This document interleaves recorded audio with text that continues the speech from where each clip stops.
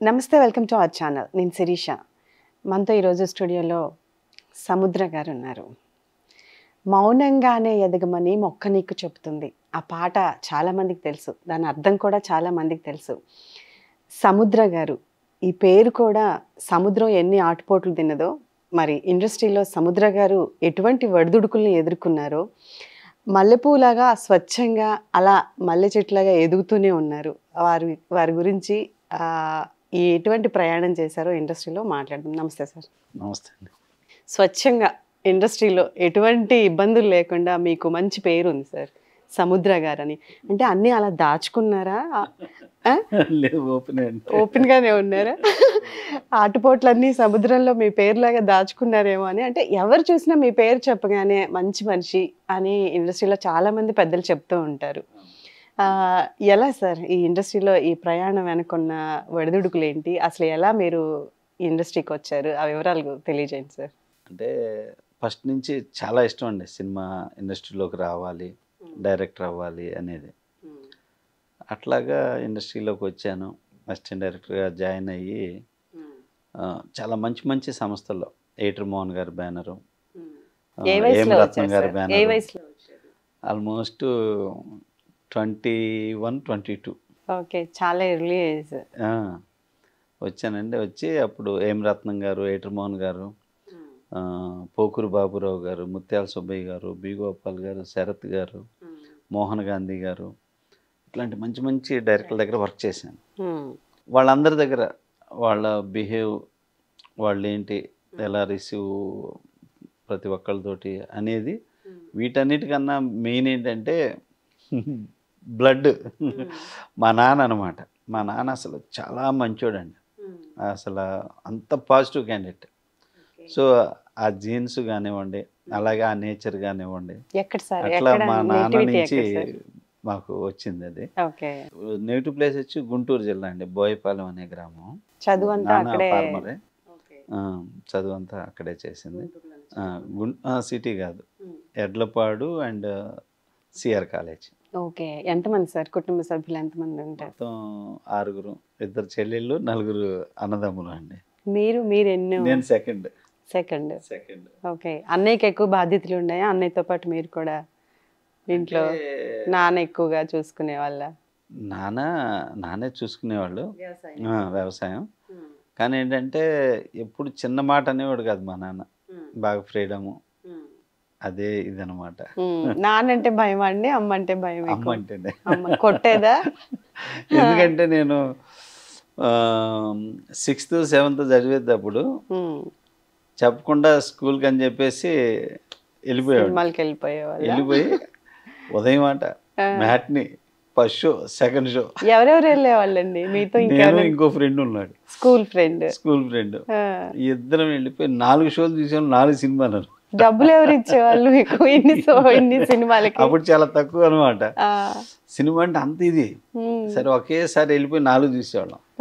ఇక ఇంటికి వచ్చేసరికి వెయిట్ చేస్తా ఉండేది, పొద్దున్న నుంచి సాయంత్రం వరకు 4 షోలు అంటే నైట్ అయిపోతుంది కదా. ఏడిపోయాడు వీడు అని చెప్పేసి కంగారు పడతా ఉండేది. వచ్చాక కొట్టేది. ఫస్ట్ మూవీ ఏంటి సార్ మీరు చూసింది? నేను చూసిన ఫస్ట్ మూవీ షోలే అండి. ఓకే, మా నాన్న తీసుకు హిందీ సినిమా చూసారు? హిందీ సినిమా రిలీజ్ అయ్యి చాలా పెద్ద హిట్ అండి.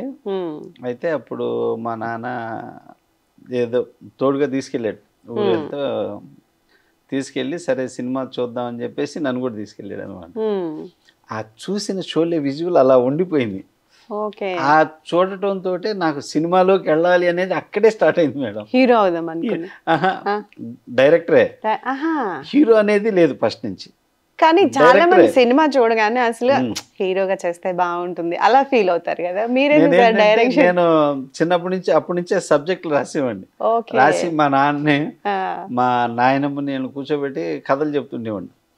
వీడి కథలు చెప్తున్నాడు, వీడేదో సినిమాలోకి పోయేటట్టున్నాడు అంటుండేవాళ్ళు వీళ్ళు ఫస్ట్ నుంచి. అట్లాగా అంటుండేవాళ్ళు. నేను ఇక ఆ సినిమా చూసిన తర్వాత అండి, ఇక సినిమాలు చూస్తూ సినిమాల్లోకి వెళ్ళాలి అనే ఇష్టంతో. ఇంట్లో ఎవరితో ఎక్కువ షేర్ చేసుకునే వాళ్ళు సినిమాల గురించి? అన్నయ్యలతో, చెల్లెలతో? అప్పుడప్పుడు మా నాయనమ్మతోటే చేసుకున్నాను. నాయనమ్మతో మా ఎక్కువ అనుబంధం నాయనమ్మతోటి ఉండేది. ఓకే. చేసేవాడిని. మా నాయనమ్మకి చెప్తా ఉండేవాడిని.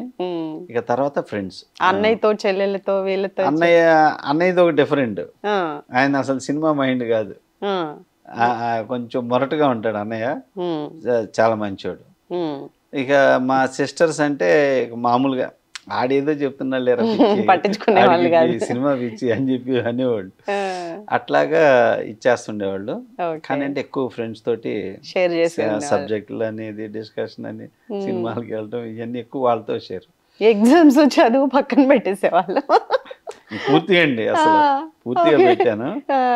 ఆ, ఇక అట్లాగా సినిమాల్లోకి రావటం కానీ చేయటం. ఫస్ట్ నుంచి కూడా ఏంటంటే నాకండి దైవభక్తి బాగా. ఓకే. మా ఊర్లో పార్వతీదేవి అమ్మవారు ఉంది.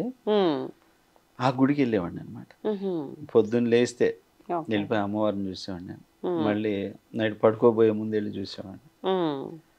ఆ ఆ దేవత అనుగ్రహమే ఎంత దూరం తీసుకొచ్చిందని రావాలి. నేను ఆహాహా, ఓకే. అనుకుంటా ఉంటా. ఈ సినిమాలు ఇది బాగా ఇష్టంతో ఎప్పుడు ఏ వయసులో వచ్చేసారు సినిమాల్లోకి? ఆల్మోస్ట్ నేను 22 సంవత్సరాలు 21. ఉన్నారు అంటే ఫస్ట్ ప్రయాణం ఎలా? అంటే మా ఊర్లో ఒక ఆయన సినిమా ఇండస్ట్రీలో ఉన్నాడు, మా ఫ్రెండ్ వాళ్ళ బాబాయ్. ఓకే. అట్లాగే చెన్నై అనమాట అండి. చెన్నై వెళ్ళాను ఉహుహు. 88లో. ఇప్పటికీ నేను ఇండస్ట్రీకి వచ్చి 32 ఇయర్స్ కావస్తుంది. Okay sir. ఉమ్, సో అట్లాగా మా ఫ్రెండ్ మేమిద్దరం వెళ్ళిపోయాం చెన్నై. ఉహుం. వెళ్ళిపోయి అట్లాగా అసిస్టెంట్ డైరెక్టర్గా జాయిన్ అయ్యి. ఆ ఫ్రెండ్ ఏం చేస్తున్నాడండి ఇప్పుడు? ఆ ఫ్రెండ్ తర్వాత అంటే తను హెల్త్ సరిగా ఉండదు. ఓకే. ఆడ నుంచి వచ్చేసాడు. ఉమ్. అంటే ఎక్కడ తను జాయిన్ డైరెక్ట్ ఓకే. హీరో అవ్వాలనేది కాదు. ఊరికే మీతో పాటు అసలు నా వచ్చాడు. గురించే వచ్చాడు పాపం తను. ఓకే. తన కోసం దాన్ని తీసుకెళ్ళి అక్కడ పెట్టి ఉమ్, చేయాలనే ఉద్దేశంతో. ఏడుకొండలు తన పేరు. Okay sir. బాగా బెస్ట్ ఫ్రెండ్ అనమాట. ఉమ్, తీసుకొచ్చి ఆడ నేను అసిస్టెంట్ డైరెక్టర్ జాయిన్ అయ్యే వరకు ఉండి ఉమ్. మళ్ళీ ఊరు వచ్చేసాడు తను. ఫస్ట్ ఎక్కడ జాయిన్ అయ్యారు సార్ అసిస్టెంట్? ఫస్ట్ ఏం రత్నం గారి దగ్గర అండి. ఏం రత్నం. ఏం రత్నం గారి దగ్గర. Okay. అప్పుడు కర్తవ్యం లాస్ట్ డే షూట్ అనమాట ఉహుం, విజయశాంతి గారితో. ఉమ్, అప్పుడు కలిసాక ఇమీడియట్ పెద్దరికం అనే సినిమాకి ఉహుం. రత్నం గారే ఫస్ట్ డైరెక్షన్ ఆయన. ఓకే, నేర్పించారు ఉమ్, ఎలా ఆయన ఉండాలి. ఆయన కూడా ఫస్ట్ సినిమా అది. ఆహా, ఆయన అంతవరకు మేకప్ మ్యాన్ అనమాట. ఓకే. ఏం రత్నం గారు. ఉమ్, ఇప్పుడు పవన్ కళ్యాణ్ గారితో చేస్తున్నారు చూడండి, అవునండి. హరిహర వీరమల్ల ఆయన అనమాట. ఈ ఈ విజయశాంతి గారితో ఏమన్నా చేశారా సార్? అంటే shoot? విజయశాంతి గారితో మీరు assistant అంటే గా? డైరెక్షన్ గా కొన్ని అవకాశాలు వచ్చి కుదరలేదు. కానీ ఉమ్, నేను ఆవిడతో ఆశయం అనే సినిమా, రౌడీ మొగుడు అనే సినిమా వర్క్ చేశాను నేను అసోసియేట్ డైరెక్టర్గా. ఓకే. మోహన్ బాబు గారు, ఉమ్. విజయశాంతి గారు వీళ్ళతో చేసినప్పుడు ఎలా ఉండేవాళ్ళు సార్ విజయశాంతి గారు సెట్ లో? చాలా లేడీ సూపర్ స్టార్. ఆ, చాలా హ్యాపీగా ఎప్పుడు ఆవిడ కూడా నవ్వుతా మంచి డైనమిక్ గా ఉంటుంది. ఓకే. హీరోయిన్ అంటే నేను హీరోయిన్ అన్నట్టు కూర్చోద్దు, ఉమ్, ఒక సూపర్ స్టార్ హీరో లాగా ఉంటుంది అనమాట. ఉమ్. కోపం అట్లా ఉంటుంది? కోపం లేదు లేదు లేదు. నార్మల్ గా ఉంటుంది. చాలా హ్యాపీ, ఎప్పుడు నవ్వుతా ఉంటుంది. ఉమ్. చాలా హ్యాపీ. మోహన్ బాబు గారితో సార్? మోహన్ బాబు గారు ఏంటంటే కాసేపు సీరియస్, కాసేపు జోకులు, ఉమ్. అట్లా ఉంటాడు ఆయన. స్ప్లిట్ అవుతూ ఉంటారు. ఎప్పుడు దగ్గరికి వెళ్ళాలో ఎప్పుడు దూరంగా ఉండాలో. అన్నెసరీగా మాట్లాడు. ఓకే అండి. మిస్టేక్ ఉంటేనే మాట్లాడతాడు, మిస్టేక్ లేకపోతే మాట్లాడండి ఆయన. ఆహాహా. మిస్టేక్ లేకపోతే ఇక సరదాగా జోకులు వేస్తుంటాడు. ఓకే. మిస్టేక్ ఉంటే మళ్ళీ ఇమీడియట్ కౌంటర్ అయిపోద్ది, రివర్స్. ఉహుం. కానీ చేశారు. వెరీ డిసిప్లిన్ అండి. డిసిప్లిన్. అబ్బో, మోహన్ time బాబు అంటే గారు time. ఎన్టీఆర్ గారిని ఫాలో అయ్యేవాళ్ళు కదా బాగా. ఆ టైమింగ్స్ ఆయనతో నేను రౌడీ మొగుడు సినిమా వర్క్ చేశానండి. తర్వాత ఆయన బ్యానర్ లోనే నేను డైరెక్ట్ చేశా. వాళ్ళ అబ్బాయి విష్ణు సెకండ్ ఫిలిం సూర్యం అనే సినిమా. ఓకే. దాంట్లోనే ఫస్ట్ టైం విష్ణు మోహన్ బాబు గారు ఇద్దరు సాంగ్ యాక్ట్ చేశారు. బాంబే హీరోయిన్ సెలీనా సెలీనా జెట్లీ. జెట్లీ. ఆ సినిమా అన్నమాట నేను చేసింది. Okay sir. విష్ణుకి ఫస్ట్ హిట్ సినిమా అది. Okay sir. అవును. అట్లాగా ఆయనతో ఆ సినిమా చేస్తూ ఏ రోజు నేను టైం మిస్ అవ్వలేదండి. ఆయన కంటే ముందు వెళ్ళడానికి ట్రై చేసే ముందే ఉంటాం అందరం. అసలు ఆయన వస్తున్నాడంటే చాలిగా. ఎలా కొంచెం లేట్ అయితే ఏమని వాళ్ళు సార్? అరిచేస్తాడండి. ఏమయ్యా నువ్వు డబ్బులు తీసుకుంటున్నావు, నీకేం తక్కువ చేశాను, ఎందుకు లేటుగా వచ్చావు, ఏంటి రీజన్, నీకు ఇంకో ప్రాబ్లమా, మా కంపెనీ ప్రాబ్లమా, ఎక్కడ మిస్టేక్ అంటాడు. కోపం ఎక్కువ అని టాక్ సార్ ఇండస్ట్రీలో. కోపం అంటే అన్నెసరీ కోపం కాదండి, కాకపోతే ఏంటంటే ఆయన వర్క్ విషయంలో టయానికి రాకపోయినా, వాళ్ళ వల్ల లేట్ అయినా అక్కడ కోపపడతాడు. కొడతారు అని కూడా అన్నెసరీగా అయితే లేదు. కొట్టారా సార్ ఎవరినైనా మీ ముందు? అంటే నా ముందు ఎప్పుడు జరగల, నా ముందు ఎప్పుడు జరగల. కానీ ఏంటంటే మేనేజర్లో పడేది, షూట్ ఇయ్యాల, ఎందుకు లేట్ అయింది, ఎవరు తప్పు, చేసుకున్నారా ఇప్పుడే? నేను మేనేజర్ కొట్టం చూసా. ఓకే, మీరు తప్పించుకున్నా. వెళ్ళిపోతాడు అనుకున్నా. పెద్ద కోపం వస్తే అలా కొడతాడు, మళ్ళీ పిలిచి మళ్ళీ డబ్బులు ఇస్తాడు సార్. అదేలేండి, ఆ కోపంలో ఒకటో రెండో పడుతూ. కానీ ఆయన అంటే వాళ్ళకి వర్క్ చేసే వాళ్ళకి కూడా ఆ మనిషి తత్వం అంతా అలవాటు అయి ఉంటుంది కదా. అదేలేండి, ఇంట్లో మన వాళ్ళు ఎలా ఫీల్ అవుతారో అలా ఫీల్ అయ్యేవాళ్ళేమో బహుశా. చూసుకుంటాడు, అంత మంచి నేచర్ కూడా ఆయన. పాపం వస్తే అలా ఉంటది, ప్రేమ వచ్చినా అలాగే ఉంటది, అంత మంచిది. Okay sir. వాళ్ళ సీనియర్స్ తోటి అదొక గుడ్ ఎక్స్పీరియన్స్ అండి. ఆ డిసిప్లిన్, ఆ కోపము, ఆ ప్రేమ అన్ని కూడా కలగలిపి ఉంటాయి అనుకుంటా. ఓకే, కానీ ఆయనతో బాగా వర్క్ చేశాను. Okay sir. నేనే ఆడుకున్నాను ఆయనతోటి. అవునండి, ఎలా సార్?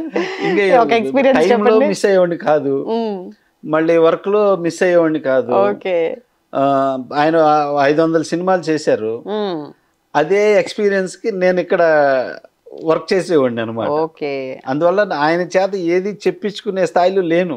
Okay, okay sir. అందువల్ల బాగా లైక్ చేశారు ఆయన. అందుకే ఒక ఆయనది విష్ణు సినిమా కూడా ఇచ్చినట్టున్నారు. అవును సార్.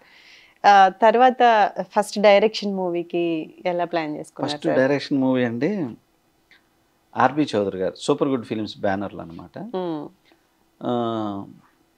చాలా కథలు చెప్తానికి వెళ్తున్నాను, బట్ ఫస్ట్ టైం చెప్పే కథతో ఓకే అవ్వాలి, ఏం కథ చేయాలి, ఎలాంటి కథ చేయాలనుకొని నేను అనుకున్నాను. అమ్మ అంటే ప్రతి వాళ్ళకి ఇష్టం, మొదటి ఇష్టం అమ్మ.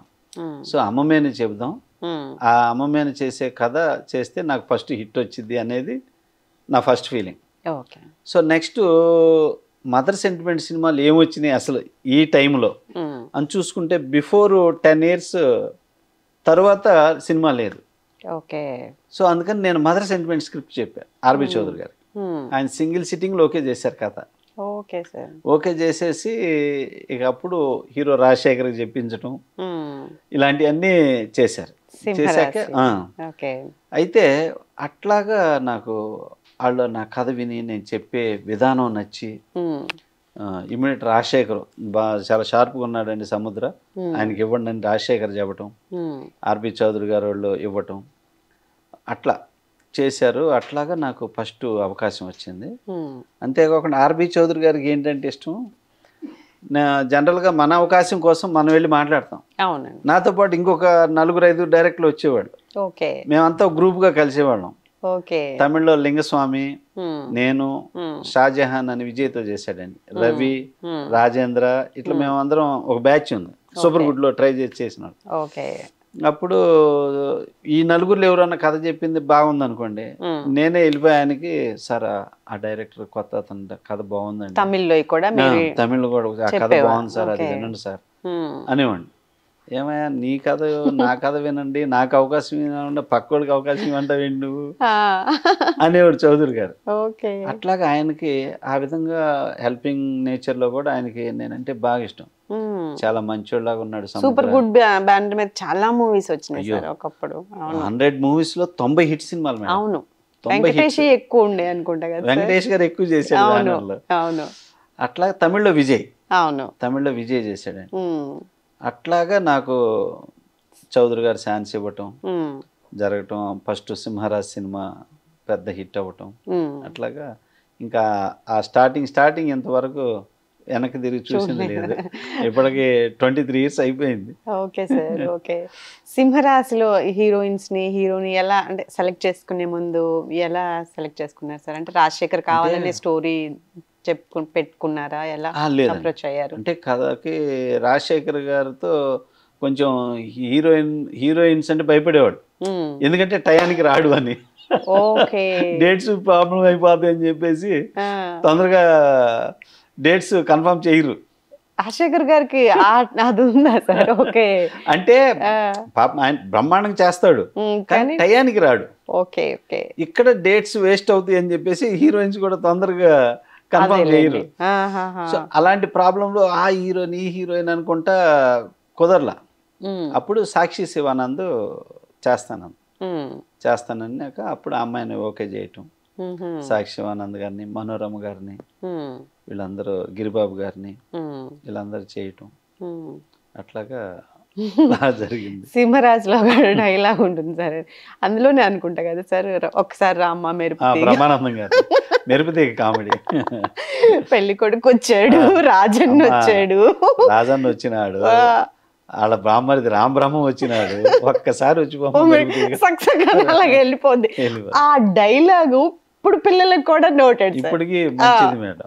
ఎవరైనా చాలా మంది ఎవరైనా లోపల నుంచి తొందర రాపోతే ఒక్కసారి రామ్మ మెరుపుతీగ అంటూ ఉంటారు పిల్లలు. అవును, అది చాలా నోటెడ్ గా ఉంటుంది. అద్భుతమైన కామెడీ సార్ అది. అవును, బ్రహ్మానందం గారు కూడా అసలు ఆ వెళ్ళిపోయిన దానికి అద్భుతమైన రియాక్షన్ అనమాట.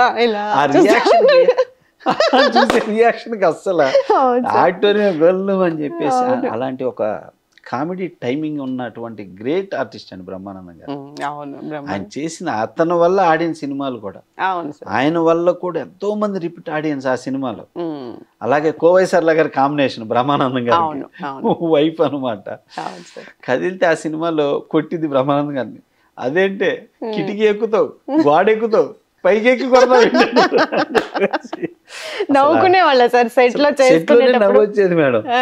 అసలు బ్రహ్మానందం గారు నన్ను ఇష్టం లేకుండా వీడు కావాలని నన్ను పెళ్లి చేసుకున్నాడు అని చెప్పేసి ఆయనకి బ్లాక్ శారీ కట్టుకుని ఉంచునేది ఇట్లా నిరసనగా. అట్లా ఫస్ట్ నైట్ రోజు కూడా అనమాట, అందరు తెల్ల శారీ కట్టుకుని వస్తే కోవేశ్వర్లో బ్లాక్ శారీ కట్టుకుని. అట్లాగే సినిమాలో చాలా చాలా హ్యాపీగా ఎంజాయ్ చేస్తూ చేసామండి. అసలు ఎంత హ్యాపీ చేశాను నా లైఫ్లో కూడా. ఫస్ట్ సినిమా ఇప్పటికీ ద బెస్ట్ ఫిలిం సింహరాశి. జీవిత గారు అప్పటికి వచ్చేవాళ్ళ సార్ సెట్స్? మ్యారీడ్ అండి అప్పటికే, వాళ్ళు కూడా డైరెక్షన్ అయ్యి చేసి ఉన్నారు, వచ్చేవాళ్ళు. కానీ సింహరాశికి ఏమి అసలు ఎక్కడ టచ్ చేయలేదు. ఆయన్నే చూసుకుంటా. ఎందుకంటే జీవిత గారు ఆయనకి లేకపోతే ఇతను కదలడు. స్టోరీ ఫస్ట్ జీవిత గారు వింటారండి, రాజశేఖర్ గారు ఏ స్టోరీస్ అయినా. ఆవిడ తర్వాత వచ్చిన గాసిప్స్ ఏంటంటే ఆవిడ ఓకే చేస్తేనే సినిమా ఓకే అయిపోతుంది అన్నట్టుగా నడుస్తూ ఉంటది. అందరు అనుకుంటారు కానీ లేదు, రాజశేఖర్ ఓకే ఏదన్నా రాజశేఖర్ ఆయన గారు ఫైనల్ చేసిన తర్వాత ఫైనల్ చేసి ఇక ఇన్స్ట్రక్షన్స్ అన్ని జీవిత గారు. ఓకే, ఇంకేం ఫాలో చేయడు, ఆవిడని ఎట్లా ఎట్లని ఆవిడని ఫాలో చేయమంటారు. మొత్తం ఇక ఆవిడ ఫాలో చేస్తా, మాట్లాడతా, డైరెక్టర్స్ ప్రొడ్యూసర్ని ఇట్లా అందరినీ ఇక ఆవిడ ఫాలో చేస్తుంది అనమాట. సింహరాజ్కి అసలు వాళ్ళు ఎక్కడ చిన్న ఇన్వాల్వ్మెంట్ కూడా లేదు. చాలా హ్యాపీ చేశారు సార్ రాజశేఖర్ గారితో. రాజశేఖర్ గారితో 2 చేశానండి. ఎదురులేని మనిషి, ఎవడైతే నాకంటే. ఓకే, అంటే ఫస్ట్ సింహరాజ్ 2001 మేడం, తర్వాత 2007 రిలీజ్ ఎవడైతే నాకంటే. ఈ మధ్యలో 5 years ఆయన వేరే కథలో ఇది చేద్దాం, ఇది విను, ఇది చేద్దాం అంటే నాకు నచ్చలేదు, అవి ఆడవండి, మీ మీద నేను అలాంటి సినిమా చేయను, కథ నాకు నచ్చితే నేను చేస్తా అనేవాడిని. ఆయన ఏమనుకునేవాడు అంటే సముద్రానికి పొగరెక్కింది, నాతో చేయట్లేదు అనుకునేవాడు ఆయన. కానీ ఏంటంటే నాకు చాలా మీది చాలా వర్కౌట్ అయింది కదా సార్ రాజశేఖర్ గారి, అద్భుతంగా. అయితే ఆయన ఏంటంటే నాకు పర్సనల్గా చాలా రెస్పెక్ట్. ఎందుకంటే నా ఫస్ట్ సినిమా సముద్రాకి ఇవ్వండి, సముద్ర షార్ప్నెస్ ఉంది, నేను చేస్తానని చెప్పాడు చూడండి. ఆ మాట ఎప్పుడు ఉంటుంది, నాకు అదే ఉంటుంది. సో బట్ ఏంటంటే ఆ కాంబినేషన్ హిట్ కొట్టాలి.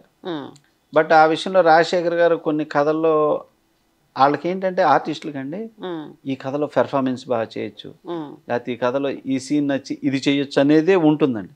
కానీ యాజ్ ఏ డైరెక్టర్కి ఏంటంటే హిట్ కొట్టాలి, ఇతను పెట్టుకుంటే హిట్ కొట్టాలనే యాంగిల్, ఇతని బాడీ లాంగ్వేజ్ని బట్టి, ఇతనుకున్న సక్సెస్ ఆఫ్ ప్యాటర్న్ ఆఫ్ స్క్రిప్ట్ని బట్టి డైరెక్టర్స్గా మేము సెలెక్ట్ చేసుకోవటం ఉంటుంది. సో రాజశేఖర్కి ఏంటంటే ఎమోషన్, ఫ్యామిలీ, పవర్ఫుల్ డైలాగ్, ఈ 3 ప్యాటర్న్ కంపల్సరీ కథలో ఉండాలి. సో అందుకని నేను రిజెక్ట్ చేసేవాడిని. ఆయనేమో ఒక యంగ్స్టర్ కాదు తీసుకొచ్చి నేను చేస్తాను అంటాడు. అంకుశం లాంటి మూవీ చేసిన తర్వాత సింహరాశి లాంటి మూవీ అనేది వెరీ డిఫరెంట్. సార్ అవును, ఆయనకి స్టార్టింగ్ పీరియడ్లో అంకుశం గొప్పగా చెప్పారు. అవును. ఆ తర్వాత 2001 సింహరాశి. ఈ మధ్యకాలంలో ఇక మళ్ళీ అంకుశాన్ని ఎవరు చెప్పలేదు, సింహరాశే చెప్తారు. అవును, అది మైల్ స్టోన్. అవును, తనకి సింహరాశి తర్వాత మళ్ళీ ఎవడైతే నాకేంటి చెబుతారు. అవును, ఆ అంకుశాన్ని మరిపించేసింది. అవును, కంప్లీట్ గా వేరే ఒక హీరో. ఎందుకంటే మీరు అంకుశం తీసుకోండి, powerful family drama, full society backdrop లో. సింహరాశి కూడా same society backdrop, fully powerful అనమాట. మళ్ళీ అలాగే ఎవడైతే నాకేంటి same family drama, full emotion track, sentiment. ఈ సక్సెస్ లో చూడండి 3 అలా ఉంటాయి అనమాట. సేమ్ బాలకృష్ణ గారి ట్రాక్ ఇది కూడా.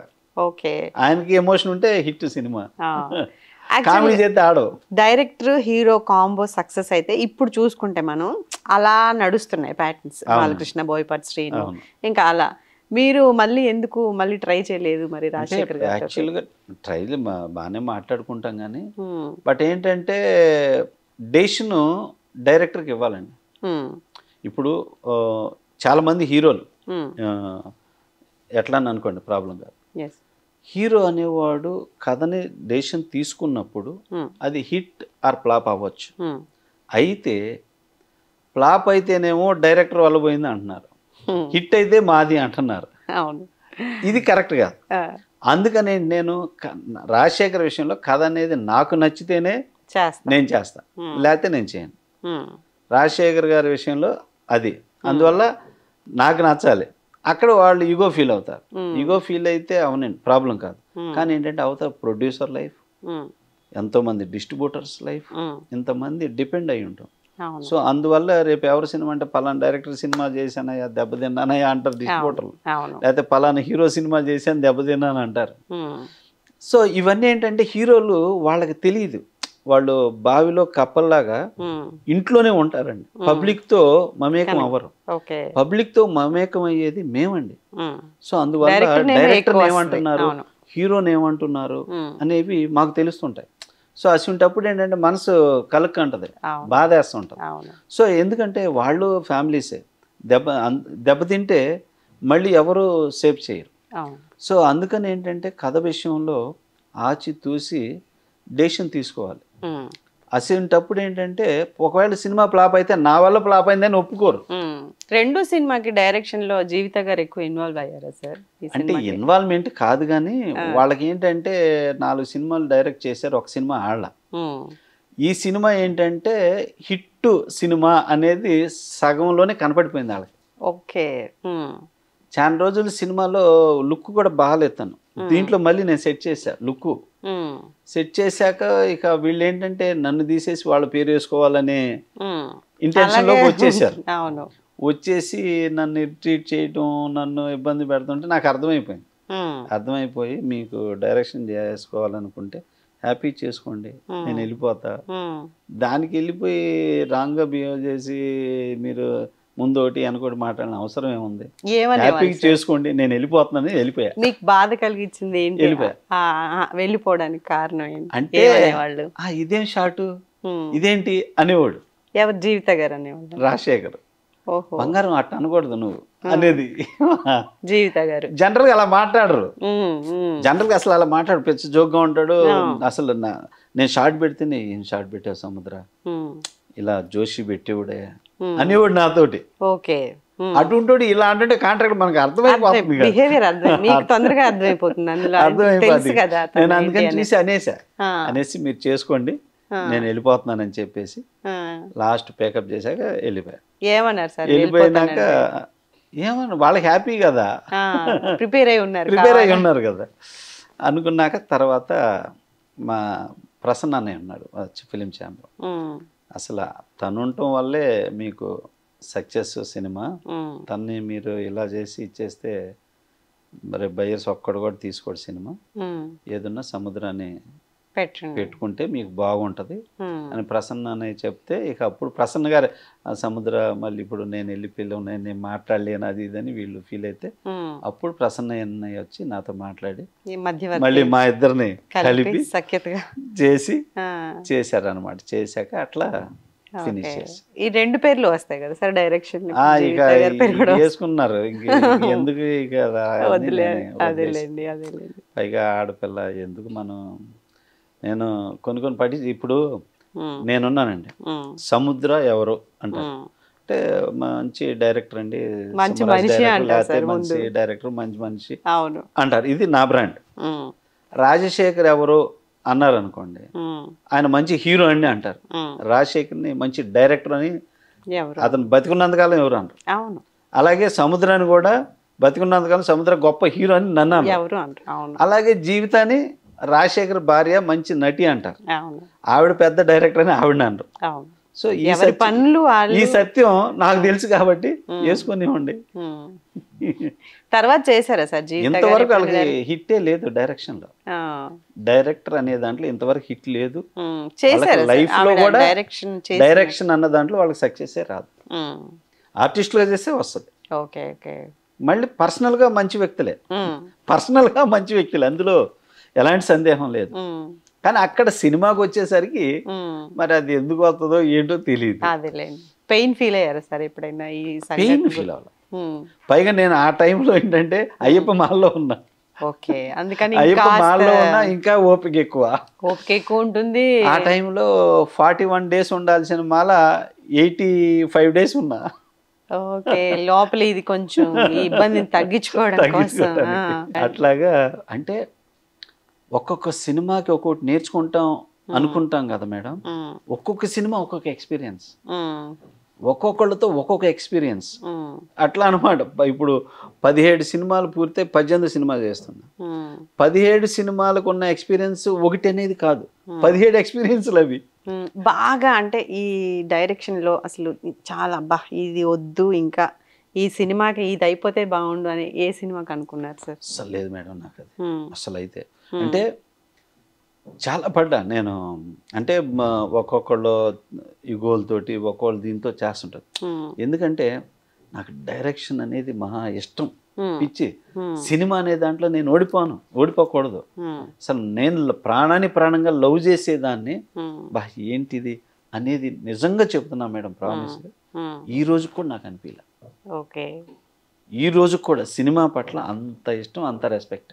ఎవరైనా అంత బాగా ఇష్టం. అవమానించినప్పుడు అస్సలు ఐ డోంట్ కేర్. ఎవరు అస్సలు బాగా బాధపడను. అవమానించింది ఎవరు సార్? అంటే అవమానించలా, ఇదే ఇంతకు మించి ఏ అవమానం లేదు నాకు. ఓకే. అవమానించింది కానీ కష్టపెట్టింది కానీ ఏది లేదు. ఎందుకంటే నాకు చాలా ఇష్టమైన ఇండస్ట్రీ, చిన్నప్పటి నుంచి డ్రీమ్ చేసింది, కలలు కన్నది.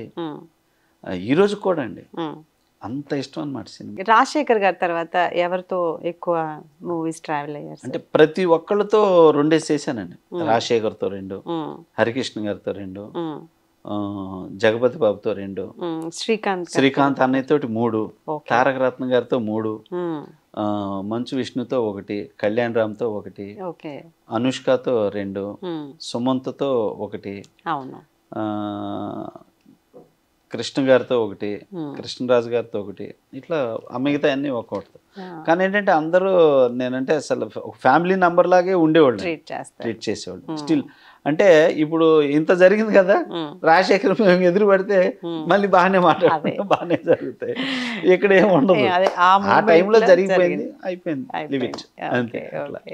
ఈ మూవీ ఇప్పుడు హరికృష్ణ గారితో మూవీస్ అన్నారు కదా సార్, ఆ మూవీ మీకు అంటే ఒక మంచి పొలిటికల్ ఇమేజ్ కూడా ఒక మంచి ముద్ర ఇస్తుంది. రాజశేఖర్ గారు మిమ్మల్ని పిలిచి ఏదో మాట్లాడినట్టున్నారు కదా సార్ ఆ మూవీ అయిన తర్వాత? వైఎస్ గారు అదే అంటే హరికృష్ణ గారితో నేను శివరామరాజు చేశాను, చాలా పెద్ద హిట్. ఆ సినిమా చూసి విడిపోయిన కుటుంబం కలిసిపోయింది. ఒక 50 members ఉన్న ఒక జాయింట్ ఫ్యామిలీ. ఓకే.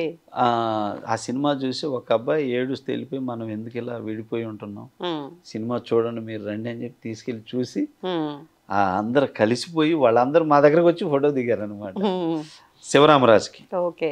సో ఆ తర్వాత సముద్ర నాకు ఒక డ్రీమ్ మిగిలింది, మా నాన్నగారు కూడా ఇంతవరకు అలాంటివి చేయాలి అనుకొని చేయలేకపోయారు. రైతుల మీద చేయాలి సినిమా. నేను దానికి ఆళ్ళీళ్ళు అనుకున్నా కానీ వాళ్ళు కాదు, నువ్వు కరెక్ట్ అనిపించింది.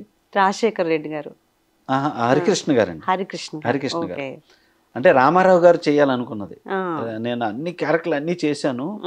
ఒక రైతుల గురించి ఒక గొప్ప సినిమా చేయాలనుకున్నాను హరి, నేను చేయలేకపోయాను, చేయలేకపోతున్నాను అనేవాడు అంట ఆయన. సో అది హరికృష్ణ గారు నా దగ్గర ఎక్స్ప్రెస్ చేశారు. చేస్తే అట్లయితే అట్లాంటిది కథ ఏమన్నా ఉంటే వినండి బాబు చేద్దాం అని చెప్పి. మీకు హరికృష్ణ గారికి ఎలా పరిచయం సార్ ఈ ఇండస్ట్రీ? అదే ఇండస్ట్రీలోనా? నేను అంటే అంత దగ్గరగా పిలిచి తన మనసులో మాట చెప్పడానికి.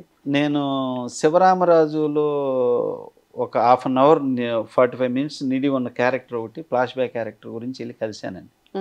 కలిసినాక అప్పుడు నా గురించి ఎలాంటి సినిమా చేశాను తెలుసుకొని అప్పుడు చేశారు శివరామరాజు. శివరామరాజు చేస్తుండగా ఇక మా ఇద్దరి రిలేషన్ అంటే ఇక ఇద్దరు ఫ్రెండ్స్ లాంటి రిలేషన్. హరికృష్ణ గారితో పొద్దున్న 6ంటికి ఫోన్ నాకు. నేనేం లేచేవాడిని కాదు, ఆయనే 3ంటికి లేచి రెడీ అయ్యి 6ంటికల్లా వచ్చి కూర్చునే మనిషి. పొద్దున్న లేస్తే మా ఆవిడ తీసేది, హలో అని, అమ్మా నేను హరికృష్ణ అని డైరెక్టర్ గారికి అని. సార్ ఇంకా లేవలేదు సార్. లేపుతాను. లేవలేదా చెప్పని ఇక అరిచేవాడు, ఏమయ్యా సిగ్గుందా నీకు, టైం దాకా పడుకుంటావులే సార్ సార్ అంటే, సరే అర్జెంట్ బయలుదేరాను. అట్లా ఇక కాస్త సినిమా చేసిన రోజులు షూటింగ్ కాకుండా విడిగా ఉన్నప్పుడు ఫోన్ చేసి రమ్మని ఇద్దరం ఒక 10-11 ఉదయం మధ్యాహ్నం దాకా కూర్చొని మాట్లాడుకుంటూ సరదాగా గడిపేవాడు. అలాగండి అది చేసినాక అప్పుడు చెప్పాడు ఇట్లా హరికృష్ణ గారు. చెప్పాక అలాంటి కథ చూడండి బాబు అంటే అప్పుడు పోసాని కృష్ణమురళి రైతుల కథ చెప్పాడు, టైగర్ హరిశ్చంద్ర ప్రసాద్. మంచి హిట్స్, చాలా గొప్ప సినిమా అండి. మళ్ళీ లైఫ్ లో నేను తీయలేను, అలాగే ఎవరు చేయలేరు కూడా. ఫుల్ పబ్లిక్ లో మేడం మీ మార్క్స్, మీ ముద్ర సినిమాల మీద చాలా గట్టిగా ఉంటుంది సార్. చాలా స్ట్రాంగ్ ఫిల్మ్ అన్నమాట. దానికి Paruchuri brothers dialogues, Paruchuri brothers మేము కలిసి చేసిన 7 సినిమాలు హిట్లే. అట్లాగే చేశాక ఆ సినిమాకు మళ్ళీ తోడు క్లైమాక్స్ తీయాలి. దాసరి నారాయణరావు గారు ఎంట్రీ. ఆయన ఏంటంటే క్లైమాక్స్ దాసరి గారు ఒక 70 పేజీలు, పర్చూరి బ్రదర్స్ ఒక 25 పేజీలు, పోసాని కృష్ణమురళి ఒక 25 పేజీలు, ఇవన్నీ హరికృష్ణ గారు తెచ్చి ముందు పెట్టి, ఇవన్నీ ఏం చేస్తావో డైరెక్టర్ నీ ఇష్టం బాబు చూడు అని చెప్పి, వీటిలో ఏది బెస్ట్ గా ఉంటుంది ఇప్పుడు ఇక అన్ని పెట్టుకున్నానండి ముందు పెట్టుకొని, ఇక అప్పుడు వెర్షన్స్ అన్ని చదివి దీనిలో ఏం బాగున్నాయి అవి, దీనిలో ఏం బాగున్నాయి ఇవి, ఇలా తీసుకొని మొత్తం క్లబ్ చేసి నేను ఒక క్లైమాక్స్ చేసేసి దాన్ని షూట్ చేసి దానికి వినిపించి చెప్పాక అందరూ ఓకే అన్నారు. అట్లాగా చేసిన తర్వాత సినిమా హరికృష్ణ గారు ఎంత కమిట్మెంట్ అంటే ఆ సినిమాకండి, రైతులు బాధల గురించి చెప్పేస్తూ ఏడ్చేస్తున్నాడు. ఆ సీన్ డైలాగ్ చెప్పేసి ఏడ్చేస్తున్నాడు ఒరిజినల్ గా. ఉంది ఆ సినిమాలో డైరెక్ట్ గా ఉన్నాయి. మాకే అరే ఏం ఏడుతున్నాడు, ఏమైంది హరికృష్ణ గారికి అనుకొని, అంత సెన్సిటివ్ అన్నమాట. ఏమైందని చెప్పి వెళ్ళిపోయి ఈ కళ్ళు తుడుచుకుంటూ వెళ్ళిపోయాడు పక్క. అట్లా వెళ్ళిపోయి పట్టుకుని ఏంటి బాబు అంటే, లేదు సముద్ర నేను అంటే రైతుల్లో పెరిగాడండి ఆయన, రైతుల కష్టాలు తెలిసాను ఆయన. అందుకని అవి చేస్తూ చెబుతూ అవి గుర్తు తెచ్చుకొని ఫీల్ అయిపోయి బాధపడిపోయాడు. ఈ సినిమా వాళ్ళకి రీచ్ అవ్వాలి సముద్ర అట్లాగా చేసి అంత ఇష్టపడి చేశాడండి. పబ్లిక్ లో 100 మంది 1000 మంది జనంలో షూటింగ్, 100 ఎడ్ల బళ్ళతో షూటింగ్, అట్లా చేసామన్నమాట. అంటే అలా ఆ సినిమా అంత కష్టపడి చేయాలంటే 10 మందిని కలుపుకొని వెళ్తూ ఒక ప్రొడ్యూసర్ని, హీరోని అందరిని కలుపుకొని చేయాలంటే నువ్వు కరెక్ట్ ఈ సినిమా అని, అట్లా ఆ సినిమా నేను చేయాలని చెప్పి హరికృష్ణ గారు పట్టుబట్టి నాతో చేయించారు. నాకు కూడా ఇష్టం అండి. సో అలా చేశాక అప్పుడు రిలీజ్ టైంలో వైఎస్ రాజశేఖర రెడ్డి గారు చూశారనమాట. ఓకే. రైతుల మీద తీశాడు, ఇప్పుడు ఎలక్షన్ రాబోతుంది అని చెప్పి అప్పుడు అది చూసి హరికృష్ణ గారికి ఫోన్ చేశాడు. ఫోన్ చేసి బాగా అంటే వాళ్ళు కాంగ్రెస్ అయినా కానీ హరికృష్ణ గారు వీళ్ళతో బాగానే మాట్లాడతారు. అరే ఈసారి మీ బావ కదా నేనే సీఎం అని వైఎస్ గారు ముందే చెప్పేశారు. నవ్వుతా థ్యాంక్ యూ సార్. లేదు హరిశ్చంద్ర ప్రసాద్ సినిమా చూశాను నేను, మా వైఫ్ చూశాను, చాలా బాగుంది. సో నేను పాదయాత్ర మొదలు పెడుతున్నాను. ఓకే. అంటే congrats sir, thank you so much sir అని చెప్పేసి హరికృష్ణ గారు చాలా బాగా మాట్లాడారు. అట్లా అభినందించడం, ఆ సినిమాకి నంది అవార్డు రావటం, అట్లా చాలా మంచి ప్రభావం. ఆ ప్రొడ్యూసర్ గారు కూడా అండి, నాగలక్ష్మి గారు దేవత ఆవిడ, అంత మంచి మనిషి. ఆవిడ కూడా జూనియర్ ఆర్టిస్టులు అందరికీ బట్టలు పెట్టింది. ఓకే. అలాంటి సినిమాలు మళ్ళీ రావట్లేదు సార్ ఇప్పుడు. ఏంటంటే అండి హీరోల కమిట్మెంట్ కావాలి మేడం. అంత పవర్ఫుల్ డైలాగులు ఉంటాయి హరికృష్ణ గారి. అసలు ప్రతి సీను యుద్ధమే సినిమాలు, అట్లా ఉంటుంది. ఇప్పుడు ఆ సీన్స్ కొన్ని గుర్తు తెచ్చుకుంటే అసలు ఎంత పవర్ఫుల్. హీరోలు ఆ కమిట్మెంట్ ఉంటేనే తీయగలం మేడం, లేకపోతే తీయలేము. అలా అంటే హీరోలు కొన్నిటికే ఉంటారు అనమాట. శ్రీకాంత్ గారితో సార్? శ్రీకాంత్ గారు అంటే ఇక అసలు ఫ్యామిలీ నంబర్, అన్నయ్య. నేను అత్యంత ఇష్టంగా అన్నయ్య అని పిలిచేది శ్రీకాంత్ గారు. ఇక ఒక ఫ్యామిలీ నంబర్ లాగా, నాతోనే కాదండి, ఏ డైరెక్టర్తో చేసినా వాళ్ళతో అంత కలిసిపోతాడు. అలాగే ఏ ప్రొడ్యూసర్తో చేసినా ఏదన్నా ఇబ్బంది ఉంటే ఏం పట్టించుకోవద్దు, ముందు మీరు సినిమా చేయండి అంటాడు శ్రీకాంత్ గారు. అసలు అంత మంచి మనిషి. ఎప్పుడు కానీ డైరెక్టర్ని కానీ ప్రొడ్యూసర్ని కానీ ఇబ్బందే పెట్టడు. ఇంకో కృష్ణ గారు లాగా అనమాట. సినీ ఇండస్ట్రీలో కృష్ణ గారు అలాగే. కృష్ణ గారు అంత మంచి ఆయన అండి. ఎట్లాగంటే ఎవరన్నా ఆయనతో సినిమా తీసి నష్టపోతే, ఏమో మన సినిమా పోయిందంట, ఏంటి పరిస్థితి, ఎలా ఉన్నావు, ఏం చేస్తున్నావు అని. ఏం లేదు సార్, బాగా లాస్ అయ్యానంటే, సరే నువ్వు బాధపడొద్దు, మళ్ళీ నేను డేట్లు ఇస్తాను, నాకు ఇప్పుడేం రెమ్యునరేషన్ ఇవ్వద్దు, నువ్వు సినిమా స్టార్ట్ చేసుకో, ఫలానా ఫైనాన్సర్ ఉన్నాడు ఆయన చెప్తాను, ఆయన అమౌంట్ పెడతాడు అని చెప్పి చేసేవాడు. మళ్ళీ దాన్ని హిట్ కొట్టేవాళ్ళు వీళ్ళు. అప్పుడు మళ్ళీ ఆయన ఇదే ఇట్లా చేసేవాళ్ళు అండి కృష్ణ గారు. అందుకే ఆయనకి ఇండస్ట్రీలో చాలా మంచి మనిషి కృష్ణ గారు అనేవాళ్ళు. ఆయన పుణ్యమనేమో మహేష్ బాబుకి ఇయ్యాల అంత మంచి ఫ్యూచర్. శ్రీకాంత్ గారు కూడా, శ్రీకాంత్ అన్నయ్య కూడా అంత మంచి మనిషి అన్నమాట. ఇంకా ఆయనతో చేస్తే ఇక మన ఫ్యామిలీ షూట్ చేసుకున్నట్టే ఉంటది అన్నమాట. అసలు ఎక్కడ యుగో గానీ అసలు ఇది ఉండదు. హీరోయిన్లు ఎలా ఉంటారు సార్? ప్రొడ్యూసర్స్ ఇబ్బంది పెడుతూ ఉంటారు అంటే, మాకు కావాలి, అక్కడ హోటల్ బుక్ చేయండి, ఇక్కడ హోటల్ బుక్ చేయండి. హీరోయిన్స్ విషయంలో నాకు అది నవ్వు వచ్చిందండి. మనం ఇండస్ట్రీలో డైరెక్టర్స్ అంటే, ప్రొడ్యూసర్ అంటే ఇన్ని సినిమాలు చేసి ఒక అనుభవం అనుకుంటుంది. హీరోయిన్స్ వచ్చేసి నేను ఇలా బిహేవ్ చేయాలి, నేను హీరోయిన్ అయిన కాబట్టి నేను ఇలా బిహేవ్ చేయాలి, ఇలా నేను ఇలా కలిసి ఉండకూడదు, నేను ఇలా కాలు మీద కాలేసి కూర్చోవాలి, లేకపోతే క్యారవాన్లోనే కూర్చోవాలి అంటే కొంత ఈ చీటింగ్ చేసే కొంత బ్యాచ్ ఉంటుంది. అంటే మనల్ని కాదు, సొసైటీలో బ్యాంకుల్ని కొన్ని షో పుటప్ చేసేవాళ్ళు ఏంటంటే, మనం బెంచ్ కార్ తీసుకుని వెళ్ళాలి, బెంచ్ కార్ తీసుకుని వెళ్తే మనకు మంచి లోన్ ఇస్తారు అంటే అపీరియన్స్ కోసం. ఇలాంటి ఆలోచనలు అనమాట హీరోయిన్స్. మాకేంటి చూసి చూసి నవ్వు వస్తూ ఉంటది, ఆ పిల్ల చేసేది ఇది అని చెప్పి నవ్వు వస్తూ ఉంటది. అట్లాగా హీరోయిన్స్ విషయంలో చాలా మంది విషయంలో నవ్వు వస్తూ ఉంటది చూసి. కానీ కొంతమంది సీనియర్స్ లో గ్రేట్ పర్సన్స్ ఉన్నారు. ఒక రమ్యకృష్ణ గారు అంటే నేను చేసిన హీరోయిన్ చాలా ఓపెన్, చాలా ప్రాక్టికల్ రమ్యకృష్ణ గారు. అలాగే అనుష్క, సాక్షి ఏంటంటే చాలా స్ట్రైట్ ఫార్వర్డ్గా ఉంటుంది. ప్రియమణి, అట్లాగే భూమిక, వీళ్ళందరూ కూడా చాలా హ్యాపీ. వీళ్ళ దగ్గర ఇలాంటివి లేవు. కొత్త వాళ్ళు చూసేవాడు అనమాట ఇవి. ఇట్లా ఈ మధ్య వాళ్ళు ఎక్కువైపోయింది. అది ఈ మధ్య ఏంటంటే హీరోయిన్స్ లోనే కాదు, ఇప్పుడు వచ్చిన హీరోల్లో కూడా తయారయ్యారు. ఇట్లా వాళ్ళు చేస్తుంది ఇదని చెప్పి నవ్వుతుంది మాకు చూసుకుంటుంటే. అరే ఇంత పెద్ద పెద్ద హీరోలు చూసాం, మీరేంటి ఇట్లా చేస్తున్నారు, అసలు ఏంటని తెలుసుకోకుండా. అంటే ఒక రిలేషన్ మిస్ అవుతున్నారండి. అంటే ఒక డైరెక్టర్కి, ఒక ప్రొడ్యూసర్కి, ఒక హీరోకి ఉండే అవును. బంధాన్ని ఈ ఒక్క సినిమాతో కాదు కదా, మళ్ళీ మరొకటి అందరూ మళ్ళీ ఆ ఇండస్ట్రీలోనే టైంలో ఉంటారు అండి కాబట్టి. రామారావు గారు, కృష్ణ గారు, నాగేశ్వరరావు గారు, శోభన్ బాబు గారు, ఈవెన్ చిరంజీవి గారు, బాలకృష్ణ గారు, వీళ్ళందరూ కూడా ఒక్కొక్క డైరెక్టర్తో 5 సినిమాలు 10 సినిమాలు చేసినవి ఉన్నాయి.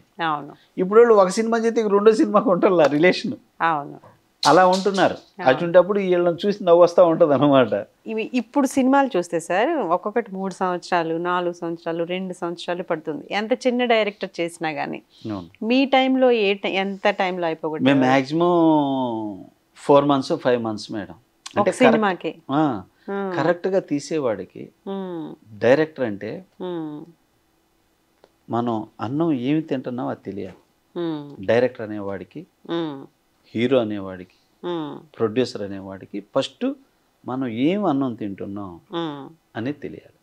మన స్టమక్ ఎంత పట్టిద్దండి, అంతేగా తింటాం.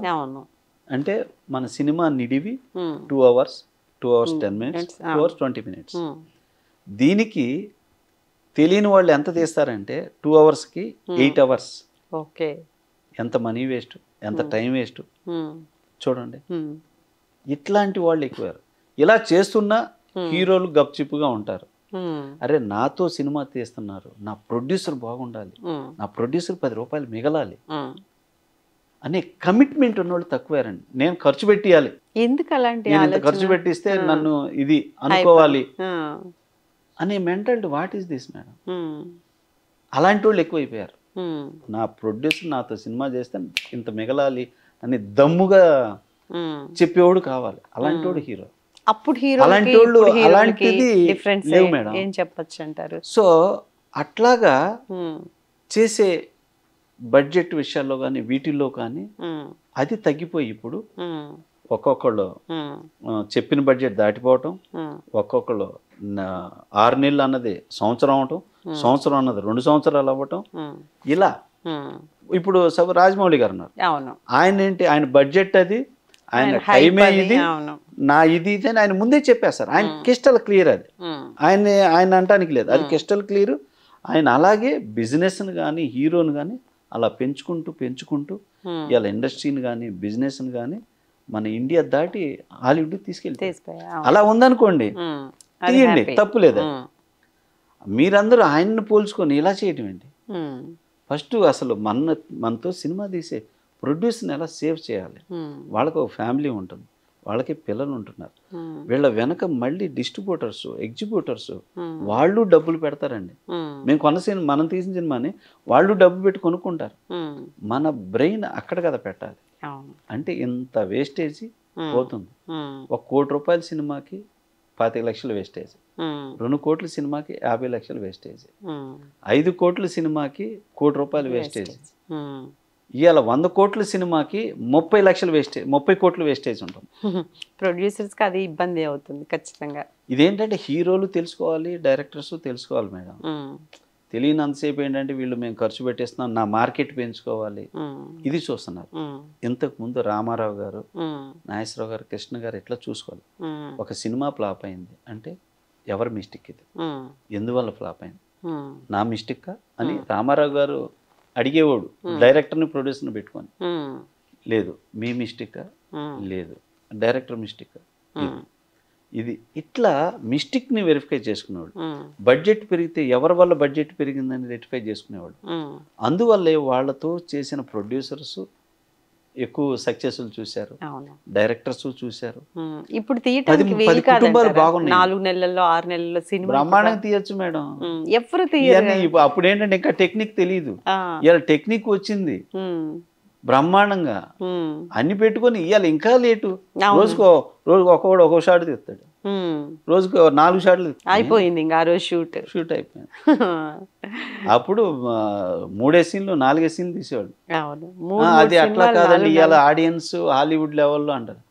ఇప్పుడు ఎవరు తీసినా క్లోజ్అప్స్ అయ్యే, ట్రాలీలు వేసయ్యే, జూమ్లు వేసయ్యే, లేకపోతే ఇంకోటైనా ఇవే లైటింగ్.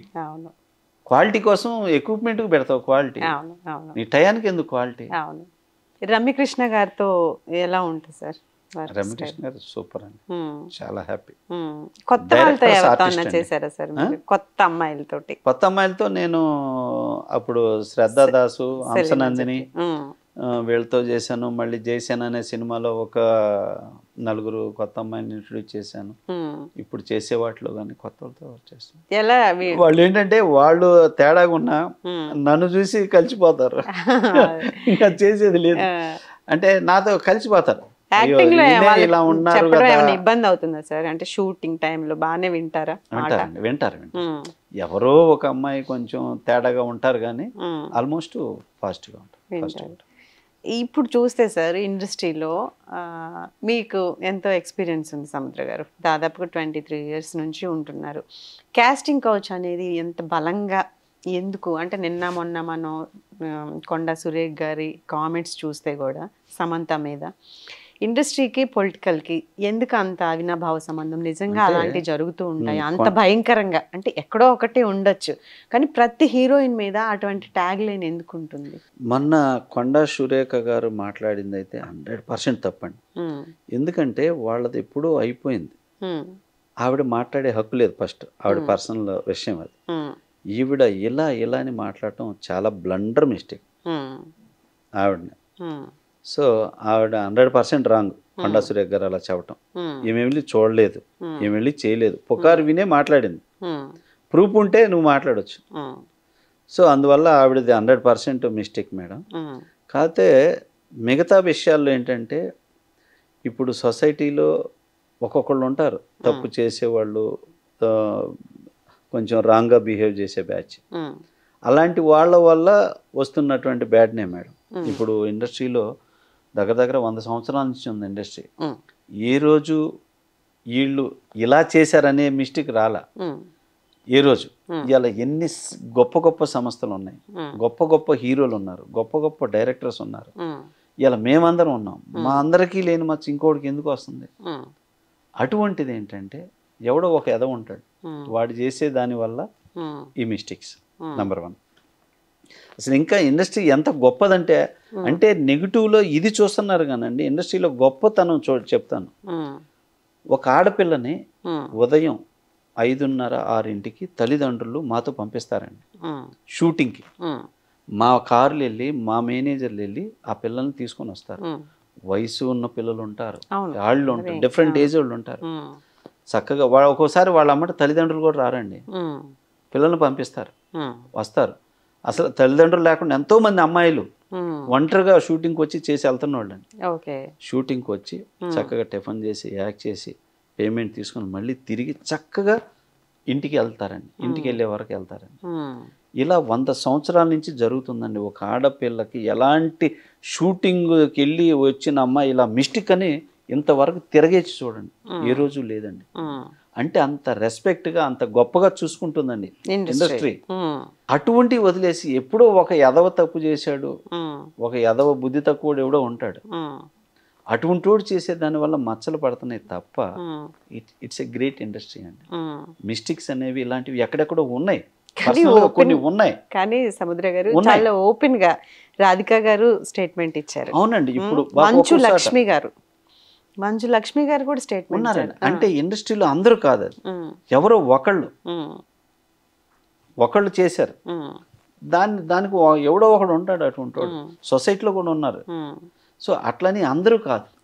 అదేంటంటే ఇది ఫోకస్ ఇండస్ట్రీ కాబట్టి అందువల్ల దాన్ని ఎక్కువ చేసి చూపిస్తున్నారు తప్పండి. ఇలా అసలు బయట పోలిస్తే ఇండస్ట్రీలో నథింగ్ మేడం. ఇవి ఇవాళ ఇండస్ట్రీ నథింగ్ ఇది,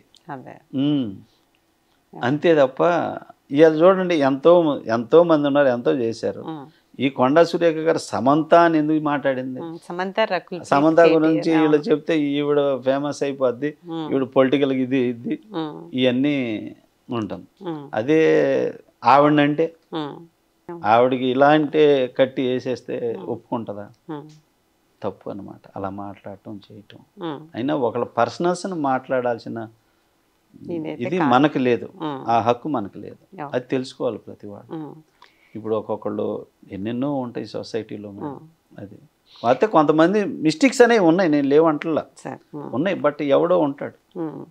ఇప్పుడు ఇంత మంచి హీరోలతో చేశారు, ఇంత మంచి హిట్స్ ఇచ్చారు, ఎందుకు స్టార్ హీరోల్ని మీరు పిక్ చేసుకోలేకపోయారు? స్టార్ హీరోలతో నాకు బాలకృష్ణ గారితో అవకాశం వచ్చి వెళ్ళింది, పవన్ కళ్యాణ్ గారితో వచ్చి వెళ్ళింది, పవన్ కళ్యాణ్ గారితో, మహేష్ బాబు గారితో కథ ఫైనల్ అయ్యి మేము 7 years ట్రావెల్ చేసాం. ఇవన్నీ చేసాం కానండి. బట్ రకరకాల ప్రాబ్లమ్స్, అంటే నా సైడ్ కాదు అది. బట్ స్టిల్ వీళ్ళందరితో వెరీ గుడ్ రిలేషన్ నాకు ఇప్పటికీ కూడా స్టిల్ టుడే అండి, వెరీ గుడ్ రిలేషన్. అయితే ఏంటంటే 1,00,000 కారణాలు ఇక అవన్నీ ఇక నేను అందుకని అలా జరిగి. యాక్చువల్గా హరికృష్ణ గారితో మీరు ఆ సినిమా తీసిన తర్వాత నందమూరి ఫ్యామిలీకి ఇంకా దగ్గర అవ్వాలి మీరు. బాలయ్య బాబు బాగుందండి ఫస్ట్ హరికృష్ణ గారి కన్నా. నేను కో డైరెక్టర్ గా నరసింహనాయుడు, వంశోద్ధారకుడు, వంశానికి ఒకటి పని చేశాను. అప్పుడే నన్ను బాలయ్య బాబు నేను ఛాన్స్ ఇస్తాను నీకు, నువ్వు చేద్దుగా అని చెప్పేసి చెన్నకేశవ రెడ్డి అనే సినిమా వి వినాయక్ స్టోరీ రైటరు, నేను director, Bellamkonda Suresh producer. Opening దాకా వెళ్ళింది. అక్కడ సమ్ ప్రాబ్లమ్స్ అయ్యి నేనే బాబు మీకు దండం నేను చేయనని నేను వచ్చేసాను. ఏంటి సార్ అది జరిగింది. ఒకటి తర్వాత చిరంజీవి గారు హిట్లర్ సినిమాకి చేశారు. కాదు సార్, బాలకృష్ణ ఏం ప్రాబ్లం ఒకటి చెప్పండి. ఒక విషయం అంటే ఓపెనింగ్ వరకు ముహూర్త క్లాప్ కొట్టిన తర్వాత ఎందుకు అంటే ఒక్కొక్కళ్ళ చీప్ థింగ్స్ అండి, ఒకళ్ళ చిల్లర ఆలోచనలు. సో వాళ్ళ వల్ల ఇప్పుడు కొంతమంది పెద్ద హీరోలతోనే చేస్తే మనం స్టార్స్ అయిపోం, చిన్నోళ్ళతో చేసినా కూడా స్టార్ సినిమాలు చేసుకోవచ్చు. సో ఏంటంటే బట్ ఏంటంటే ఎప్పుడు ఒక మాట ఒక పని చేస్తే ఏంటంటే అది తలదగిన ఆ పని జరగాలి. హరికృష్ణ గారికి బాలకృష్ణ గారికి తేడా ఏంటి సార్? ఇద్దరు సేమ్, ఇద్దరు సేమ్ నేచర్స్ అండి వాళ్ళిద్దరు. రామారావు గారి నేచరే వాళ్ళంతా, టైమింగ్స్ కానీ, పద్ధతి కానీ, మాట కానీ, చేయటం కానీ అన్ని చాలా హ్యాపీ. వాళ్ళల్లో అసలు ఏలేదు చూపించడానికి లేదండి. అలాంటి పర్సన్స్ అండి అందులో. అలాంటిది పక్క మనుషులే ఇవన్నీ తలనొప్పులు. సో అలాంటి ఒక్కోసారి చెప్పుడు మాటలు విని రకరకాలుగా జరుగుతాం వల్ల ఇదే మెయిన్. ఏంటంటే నేను రిజెక్ట్ చేసింది కథ నచ్చల. అది హిట్ సినిమా కాదు, మీతో చేస్తే నాకు గొప్ప లైఫ్ ఉండాలి, అలాంటి కథ చేయాలి. సో మీరు సెలెక్ట్ చేసిన కథ రొటీన్ కథ, అదైతే నేను హిట్ కొట్టలేను. ఇది నేను బాలయ్య బాబు ఓపెనింగ్ చెప్పానండి. ఓపెనింగ్ చెప్తే ఆయన కూడా రెస్పెక్ట్గా విశ్వనాథ్ గారిని పిలిపించి కథ చెప్పించాడు, మళ్ళీ పి వాసు గారిని పిలిపించి చెప్పించాడు. అంత రెస్పెక్ట్ ఇస్తాడండి ఆయన కూడా. మీ డైరెక్షన్ లో చేయాలని ఉంది. అయ్యో లేదు, ఇప్పుడు కూడా నా గురించి మాట్లాడితే 1/2 hour మాట్లాడతారు బాలయ్య బాబు గారు. అంత మంచి సముద్రానికి చేయాలమ్మా, అప్పుడు మిస్టేక్ జరిగింది పాపం తన విషయంలో అని ఫీల్ అవుతాడు ఆయన. పైగా పర్సనల్గా ఏంటంటే సముద్ర అంటే మావాడు, మా ఫ్యామిలీ నంబర్ అంటాడు బాలయ్య బాబు స్టిల్ టుడే. వాళ్ళందరూ కూడా అంత గుడ్ ట్రాక్ ఉందండి. సినిమానే రిలేషన్ కాదు. సో అందువల్ల అట్లా చేసి ఇది మహేష్ బాబు దగ్గర కథ ఓకే అయిపోయి అది ఆగిపోయింది. కథ ఓకే చేసుకున్నాం ఇద్దరం, అట్లా గ్యాప్ అయిపోయింది. పవన్ కళ్యాణ్ గారు 2-3 సినిమాలు చేద్దాం అనుకుంటూ అయ్యి ట్రాక్ ఎక్కల. ఇంకా అట్లా ఉండేసరికి నేను ఖాళీగా ఉండలా. నేను సరే వాళ్ళతో లేట్ అవుతుంది, అది ఎప్పుడైపోద్దో మళ్ళీ నేను నమ్ముకొని కూర్చుంటే ఎందుకు, సో నా ట్రాక్ నాకు ఉండాలి. సో నేను చేసుకోవాల్సిన కథలు బొచ్చుడు ఉన్నాయి. సో నేను ఈ కథ చేసేసుకోవాలి, ఆ హీరో చేస్తాడు లేదు సెకండరీ అని నాకు నచ్చిన హీరోతో చేసుకుంటూ. అది వద్దనుకున్న స్టోరీ చేశారు సార్ మీరు? నేను అలా అనుకుని శివరామరాజు, హరిశ్చంద్ర ప్రసాద్, సూర్యం, మహానంది ఇలా చేసిన. ఇప్పుడు అట్లా చేసుకొని నా ట్రాక్ నేను పెట్టుకున్నాను. కానీ లేదా ఈ డైరెక్టర్ ఆ హీరో చేసి ఉండకపోతే, ఆ హీరో లేకపోతే ఈ డైరెక్టర్ లేడు అనే ట్రాక్ పెట్టుకోవాలి. నాకు ఏ హీరో ఉండే లేకపోతే నాకు వద్దు, స్టోరీయే నాకు హీరో. అలా చేసుకుంటూ స్టిల్ టుడే చేసుకెళ్తున్నాను. ఇప్పుడు ఇంకా 5 ప్రాజెక్టులు జరుగుతా ఉన్నాయండి. 5 ప్రాజెక్టులు జరుగుతా ఉన్నాయి. చిరంజీవి గారు ఫస్ట్ నన్ను డైరెక్షన్ ఛాన్స్ చేస్తానని చెప్పింది చిరంజీవి గారు. అందరికంటే ముందు నేను హిట్లర్ సినిమాకి పనిచేశాను. అప్పుడు హిట్లర్ సినిమా పనిచేసి నా వర్క్ చాలా బాగా కష్టపడుతున్నావు సముద్ర, నువ్వు మంచి డైరెక్టర్ అవుతానన్న, నీకు నేను ఛాన్స్ ఇస్తాను, కథ చెప్పు అంటే నీకు కథ చెప్పాను చిరంజీవి గారికి, నేను అసోసియేట్ డైరెక్టర్గా ఉన్నప్పుడే. చాలా అభినందించి చేసి మంచి కథ చెప్పావు సముద్ర, కొంచెం వర్క్ ఇంకో 2 సినిమాలు చెయ్యి, నేను చేద్దామని చెప్పాడు. నేను ఇంకా ఆయన అమ్మటే ఎలా ఎండబడ్డానంటే స్వాతిముత్యంలో కమలాసన ఎండబడ్డంటే ఎండబడ్డా. నా దెబ్బకి అబ్బా వీడేంటి ఈ వాడి చేతులు అన్ని చంపేస్తున్నాడు అనుకోని చివరికి పాపం అసలు ఎంత సెన్సిటివ్ అంటే ఆయన కూడా ఎవరిని హర్ట్ చేయడు అసలు చిరంజీవి గారు, అంత మంచి వ్యక్తి.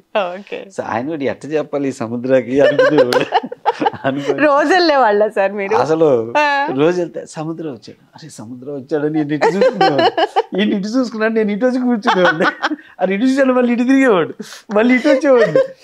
ఇక చివరికి నా టార్చర్ తట్టుకోలేక ఆయన లేదు సముద్ర పాపం నా మీద తిరుగుతున్నాడు, నేను క్లారిటీగా చెప్పాలని అప్పుడు చిరంజీవి గారు పిలిచి సముద్ర ఒక 2-3 సినిమాలు చేయను, నేను చేస్తా, నువ్వు డెఫినెట్గా మంచి టాలెంట్ ఉంది, కొంచెం ఎక్స్పీరియన్స్ నువ్వు చెయ్యి. ఇంకా అలా చేసి ఎప్పుడన్నా ఇద్దరు ఎదురుపడ్డప్పుడు ఏం మాస్ డైరెక్టర్ అంటాడు, అంటాడు అనమాట చిరంజీవి గారు. అంత బాగా అట్లాగా ప్రతి హీరో కానివ్వండి, మహేష్ బాబు కూడా కనపడుతుంది, ఏమైపోయారు మీరు ఏడుంటున్నారు అసలు అంటాడు ఆయన. అట్లాగా ప్రభాస్ కూడా మాస్ డైరెక్టర్ అంటాడు అనమాట. అంత మంచి ప్రతి హీరో తోటి వెరీ గుడ్ రిలేషన్. కానీ ఇప్పుడు ఆ స్టార్స్ అందుకోవడం కొంచెం చెయ్యొచ్చు మేడం, కాకపోతే ఏంటంటే బడ్జెట్ కాదు ఇక్కడ హీరోలకి డైరెక్టర్స్ మధ్యన ఒకటి ఉంది, సక్సెస్కే వాల్యూ ఇస్తారు. ఎందుకంటే వాళ్ళ బిజినెస్ కూడా ఆ స్థాయిలో ఉంది. ఒక ఫ్లాప్ డైరెక్టర్ని పెట్టుకొని చేసేటప్పుడు రేపు బిజినెస్ తగ్గిపోయింది అనుకోండి, అరే ఆ డైరెక్టర్ని పెట్టుకున్నాం తగ్గింది ఇట్లా ఆలోచిస్తారు, కొనేవాళ్ళు కూడా ఆలోచిస్తారు. సగం ఫ్యాన్స్ అంటారు అయ్యో ఫ్లాప్ అయింది ఆ డైరెక్టర్ ఎందుకు పెట్టుకున్నారంట. అదే హీరోలకు ఫ్లాప్ వచ్చినప్పుడు సక్సెస్ డైరెక్టర్ని పెట్టుకుంటారు, అసంటప్పుడు ఎవరు మాట్లాడరు. మాకు ఫ్లాప్ వచ్చినప్పుడు మేము సక్సెస్ డైరెక్టర్ కోసం ఎత్తుతున్నాం, మేము సక్సెస్లో ఉన్నప్పుడు ఫ్లాప్ డైరెక్టర్కి ఎందుకు కూడా ఇక్కడ ఆలోచించరు హీరోలు, ఇక్కడ తేడాలు వస్తాయి అన్నమాట. సో అందుకని ఇలా ఆలోచించే హీరోతో ఎందుకు చేసుకోవాలి? ఇబ్బంది పడ్డారా సార్? అసలు లేదు మేడం, నేను అట్లని నేను వెళ్ళి కలవలా, కానీ జరుగుతున్న ప్రాక్టికల్ని చెప్తున్నా. అంటే సక్సెస్కే ఇక్కడ హీరో అయినా డైరెక్టర్స్ అయినా కొలమానం చేస్తారంటున్నా. అటువంటప్పుడే అలా ఉన్నప్పుడే మనం వెళ్ళగలం అనేది చెప్తున్నా. మేమైనా కానీ ఇంకొకళ్ళు పెద్ద హీరోలతో చేయలేదు సార్ అన్నారు, నేను ఉన్నంత వరకు చేశాను, కలిశాను, జరిగిన చోట ఇలాంటి కొంతమంది వల్ల మిస్అండర్స్టాండింగ్స్ పెద్ద హీరోలతో చేయలేకపోవడం జరిగింది. సో అసుంటప్పుడే నేను సైడ్ అయ్యి సో నాది నేను చేసుకుందాం, కరెక్ట్గా చేసినప్పుడే చేసుకుందాం, కథ నేను పెట్టుకోవాలని నేను ఇటు వచ్చి పెద్ద హీరోలతో నేను చేయలేకపోవటం కానీ చేయకపోవటం కానీ జరిగి మళ్ళీ నేను వెళ్ళి వాళ్ళని ట్రై చేయకపోవటం కానీ చేయలే. అందుకని కదే నేను చేసుకుంటా వెళ్ళాలని చెప్పేసి రీజన్ అది. ఇప్పుడు 5 సినిమాలు అన్నారు కదా సార్, ఏం తీస్తున్నారు? ఇప్పుడు వచ్చి వరదరాజు గోవిందం అని పాన్ ఇండియా మూవీ చేశాం madam, 6 languages film. Super sir. కృష్ణుడు బ్యాక్గ్రౌండ్ మ్యాన్ అనమాట, డెఫినెట్ హిట్ సినిమా, అసలు డౌటే లేదు. కొత్త వాళ్ళే మళ్ళీ ఇందులో డామ్ షూర్ హిట్ సినిమా అనమాట. మళ్ళీ నా స్టైల్లో వచ్చేటువంటి ఒక సూపర్ మూవీ. తర్వాత రామ జన్మభూమి అని చేస్తున్నాం, అది పాన్ ఇండియా మూవీ, దానిలో కొత్త వాళ్ళే.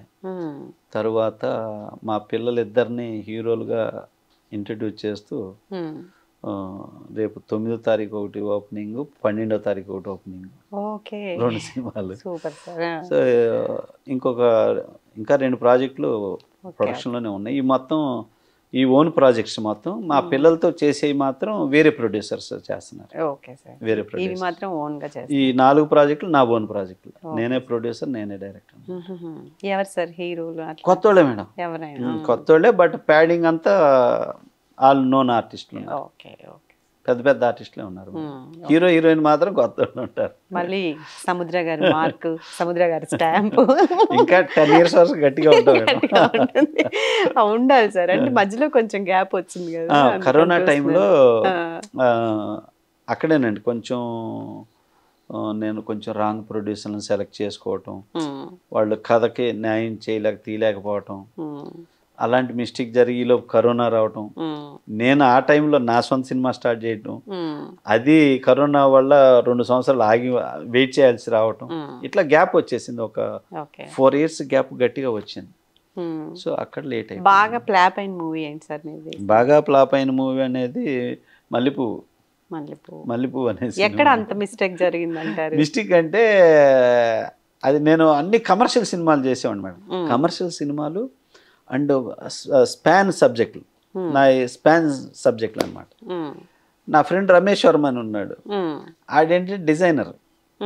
అన్నయ్య నువ్వు అన్ని మాస్ సినిమాలు, పెద్ద పెద్ద సినిమాలు, స్పాన్ యాక్షన్ చేస్తున్నావు, చిన్న లవ్ స్టోరీ చేయన్నయ్య, రా ఫిలిం చేయాలి అని. నేను కొంచెం వినేవాడిని, డిజైనర్ ఫ్రెండ్. సరే వీడు అంటున్న మాట కూడా లాజిక్కే కదా.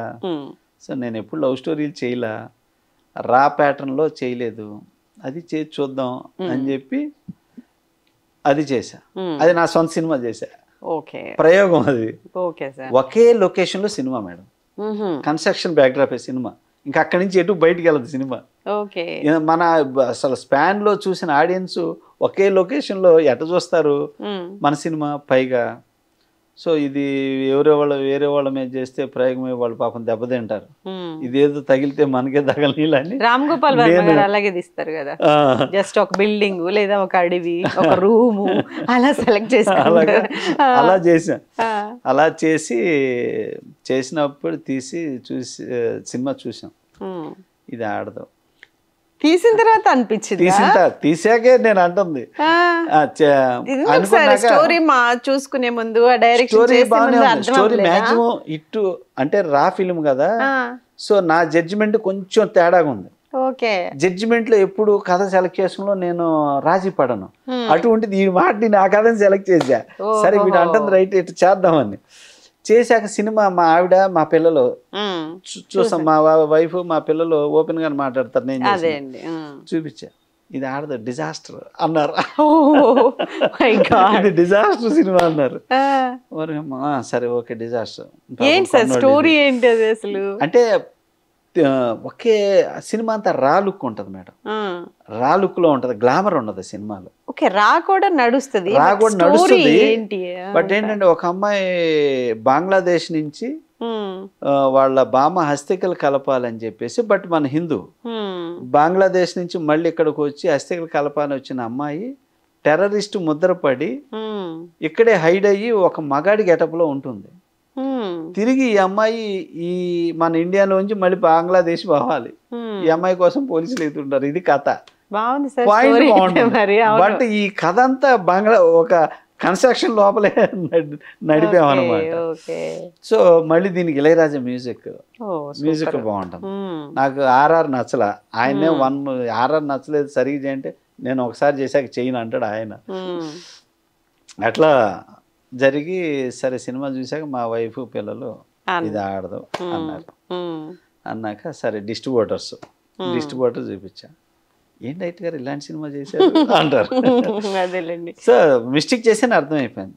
సో అయినా మేము ఈ సినిమా తీసుకొని చేస్తున్నాం అని వాళ్ళు నచ్చలా, ఇలాంటి సినిమా చేసావన్నా నా కోసం తీసుకొని రిలీజ్ చేశారు. చేసేసరికి సినిమా ఫ్లాప్, డబ్బులు పోయింది. అప్పుడు నేను అందరిని పిలిచి పోయిన దాంట్లో అందరికి 50% అమౌంట్ రిటర్న్ ఇచ్చేసా. అది ఆ సినిమా అంటే మీ ఓన్ కాదు కాబట్టి, చేసింది కాబట్టి అప్పటి నుంచి పక్కోళ్ళ డెసిషన్ మీద నేను చేయకూడదు అని ఫిక్స్ అయ్యాను మేడం. అప్పటి నుంచి ఇక నేను పక్కోళ్ళ డెసిషన్కి కథ విషయంలో కానీ సినిమా విషయంలో చివరికి మా పిల్లలు మా వైఫ్ చెప్పినా కూడా నేను విన్నాను. కథ డెసిషన్ అనేది యాజ్ ఎ డైరెక్టర్ నా నిర్ణయమే జరగాలి. ఇప్పుడు అది ఎంత పెద్ద హీరో అయినా నాకు నచ్చిన కథ చేస్తానంటే చేస్తా, లేకపోతే వద్దు అని కూడా చేయను. ఎందుకంటే ఎంతో మంది లైఫ్తో ముడిపడేది కదా మేడం. అందుకని ఇక నా డెసిషన్ అని నేనే తీసుకుంటూ నాకు నచ్చిన కథ ఇప్పుడు అట్లా చేసుకుంటే ఇప్పుడు ఒక్కొక్క హీరో ఉన్నాడు మేడం, కంటిన్యూ 10 ఫ్లాపులు వస్తాయి. అతనే కథ డెసిషన్ తీసుకునేది, 10 ఫ్లాపులు వస్తే అరే నా నిర్ణయం వల్ల కదా నేను తీసుకున్నాను, 10 ఫ్లాపులు వచ్చినాయి, ఈ 11వ సినిమా ఈ ప్రొడ్యూసర్కి డైరెక్టర్కి ఛాన్స్ ఇద్దాం వాళ్ళ నిర్ణయం అని అనుకోరు మేడం. ఆ 11వది కూడా నేనే డెసిషన్ తీసుకోవాలి. అలా ఉన్నారు హీరోలు. ఇంకా తెలుసుకోరు, ఏం చేయాలి చెప్పండి. ఎవరు సార్ చెప్పండి. ఒకళ్ళు అసలు మీరు లిస్ట్ వేసుకుంటే కనపడిద్ది. ఇప్పుడు ఎంతమంది హీరోలు సక్సెస్ ఇస్తున్నారు, ఎంతమంది ఫ్లాపుల్లో ఉన్నారు అనేది లిస్ట్ చూసుకుంటే కనపడిపోద్ది. వాళ్ళే డెసిషన్స్ తీసుకుంటారు. అంటే స్టోరీకి సంబంధించి ఏమండి ఇవాళ కథ అనేది హీరోనే డెసిషన్. ఫ్లాప్ అయితే మాత్రం డైరెక్టర్ మీద వేస్తున్నారు. అరే ఈ కథని డెసిషన్ మేము తీసుకున్నాం, నాకు నచ్చిన కథ అయితే చేస్తా, లేకపోతే నేను చేయనా అనే కూర్చుంటున్నారు. వాళ్ళకి నచ్చిన కథే చేస్తున్నారు. ఫ్లాప్ అవుతుంది. ఇప్పుడు ఎవరు దీనికి బాధ్యత? హీరోనే కదా, డైరెక్టర్ కదా. డైరెక్టర్ ఈ కథ డెసిషన్ తీసుకున్నాడు, ఇతను నచ్చిన కథ నేను చేశాను అంటే director flop, director mistake, director ఒప్పుకోవచ్చు. ఈ చిన్న లాజిక్ మిస్ అవుతుంది. ఈ లాజిక్ అండి. ఎందుకంటే ఈ మధ్య హీరోలు ఏంటంటే ఇంట్లో వేసుకొని ఏదో సినిమా చూస్తారు మేడం, పబ్లిక్ లోకి వెళ్ళి చూడరు. పబ్లిక్ లోకి వెళ్ళి చూస్తే ఆడియన్స్కి ఏమి నచ్చుతుంది, ఆడియన్స్ ఎలాంటి ఫీచర్ చూస్తున్నారు, ఎటువంటి సినిమా అయినా చూస్తున్నారు, మన మిస్టేక్ ఏంటనేది రెక్టిఫై చేసుకోవట్లే వాళ్ళు. అది నేను అనేది. ఎవరిని హర్ట్ చేయాలనో ఒకళ్ళని బ్లేమ్ చేయాలనో నేను మాట్లాడట్లేదు. అంటే మనం తీసుకునే నిర్ణయం వెనక ఎంతమంది జీవితాలు ఆధారపడి ఉన్నాయి అది ఆలోచించమంటున్నాను తప్ప, వాట్ ఈజ్ ఫ్యాక్ట్ తెలుసుకోమంటున్నాను తప్ప వేరే కాదు. ఎవరి మీద నాకు దురుద్దేశం లేదు. నాకు అందరు హీరోలు నేను అభిమానిస్తా, చాలా లవ్ చేస్తా. నేను గొప్పగా ఫీల్ అవుతా. మన తెలుగు ఇండస్ట్రీలో అంతమంది స్టార్స్ ఉన్న ఇండస్ట్రీ, ఎక్కడ ఎంతమంది స్టార్స్ లేరు. కానీ ఒకళ్ళు మించిన ఒకళ్ళు ఉన్నారు స్టార్స్, మనకి టాలెంట్స్. అది నేను ఇవాళ తెలుగు ఇండస్ట్రీ దెబ్బకి బాలీవుడ్ అన్ని భయపడిపోతున్నాయి. ఏంద్ర బాబు ఈ డైరెక్టర్లు ఎక్కడి నుంచి వచ్చారు, ఈ హీరోల నుంచి ఎక్కడి నుంచి వచ్చారు, ఇలా కొడుతున్నారు ఇట్లా అనేది వస్తుంది కదా మేడం. అది నేను అనేది. పొలిటికల్ గా ఇంట్రెస్ట్ ఉంటుందా సార్? అంటే పొలిటికల్ ఇష్యూస్ చాలా నడుస్తూ ఉన్నాయి. నేను తీసేది ఎక్కువ అంటే మనం చేసే సినిమా, మనం చేసే పాయింట్ సొసైటీలో కొంచెం అన్న నేర్పాలి మేడం. సొసైటీ కొంచెం అన్న నేర్పాలి. నిన్న పవన్ కళ్యాణ్ గారు ఒక సభ పెట్టారు సనాతన ధర్మం గురించి. అది ఎలాంటి ప్రభావం చూపిస్తుంది అంటారు పార్టీ మీద? ఇవాళ చాలా ఇంపార్టెంట్ అండి అది. ఇప్పుడు నేను తీస్తున్న వరదరాజు గోవిందం కూడా అది. సనాతన ధర్మం అనేది అందరికీ సమానమైనది. ధర్మాన్ని ఆచరిస్తుంది తప్ప మతాన్ని ఆచరించలేదు. ధర్మం అది హిందూ అయినా, క్రిస్టియన్ అయినా, ముస్లిం అయినా వీళ్ళందరినీ సమాన దృష్టితో చూస్తుంది సనాతన ధర్మం అంటే. ధర్మం అనేదే అది. మనిషి పుట్టించింది కాదు ధర్మం, భగవంతుడు పుట్టించింది, అదే ధర్మం. సో మనిషి అనేవాడు ఉన్నా పోయినా ధర్మం ఎప్పుడు అలా ఉంటుంది. సో అందుకనే మన హిందువులు మన భారతదేశంలో ఒక క్రిస్టియన్ ఉండగలుగుతున్నాడు, ఒక ముస్లిం ఉండగలుగుతున్నాడు, ఇంకా ఇతర మతస్థులు ఉండగలుగుతున్నారు. ఎన్నో దేశాలు ఉన్నాయి, ముస్లిం కంట్రీస్ ఉన్నాయి, హిందూ కంట్రీస్ ఉన్నాయి, క్రిస్టియన్ కంట్రీస్ ఉన్నాయి. కానీ అన్ని మతాలు కలిసి ఉంటున్న దేశం భారతదేశం. సో అందుకని ఇంతమంది అన్యోన్యంగా ఉంటూ అంతమందిని గౌరవిస్తున్నటువంటి సనాతన ధర్మం, దాన్ని మీరు గౌరవించండి, దాన్ని పాడు చేయొద్దు అని చెప్పాడు పవన్ కళ్యాణ్ తప్ప వేరే కాదు. సో అలాంటి బ్యాక్గ్రౌండ్ పెట్టుకొని నేను చేస్తున్నటువంటి వరదరాజు గోవిందం కానీ, రామ జన్మభూమి కానీ అవేనండి. అందులో ఆ ఫిలాసఫీ ఉన్నాయండి. ఇప్పుడు వరదరాజు గోవిందం వచ్చి కృష్ణుడు భగవద్గీత చెప్పాడు. ఆ భగవద్గీత అర్థం ఏంటంటే అండి, మనుషుల్లో అధర్మం పెరిగి ధర్మం అన్యాయం అవుతున్నప్పుడు ధర్మాన్ని రక్షించడానికి మళ్ళీ నేను ప్రతి యుగంలో ఒక అవతారం ఎత్తుతూ వచ్చాను అంటే ధర్మం ఏంటంటే ఇక పాపాలు పెరిగిపోయినాయి, సో వాటిని తగ్గించేసేయాలి అనే దానికోసం ధర్మం కోసం వచ్చి నిలబడ్డాడు భగవంతుడు. సో అది దేనికి వర్తిస్తుంది? ధర్మానికే వర్తిస్తుంది. సో అందుకని ఆ ధర్మం అనేది ఎప్పుడు హిందువుల్లో, ఈ భారతదేశంలో ఈ సనాతన ధర్మం అనే దాంట్లో ఆ ధర్మమే ఉందన్నమాట. పవన్ కళ్యాణ్ గారితో మూవీ తీయాలనుకున్నారు కదా, ఏ స్టోరీ అనుకున్నారు? పవన్ కళ్యాణ్ గారే నాకు స్వయంగా ఏంటంటే అప్పుడు గబ్బర్ సింగ్ ఉంది కదండి, గణేష్ నా సినిమాలో చేశాడు. నేను పక్కన వేరే షూట్ చేస్తున్నా, పవన్ కళ్యాణ్ గారు పక్కన జరుగుతుంది.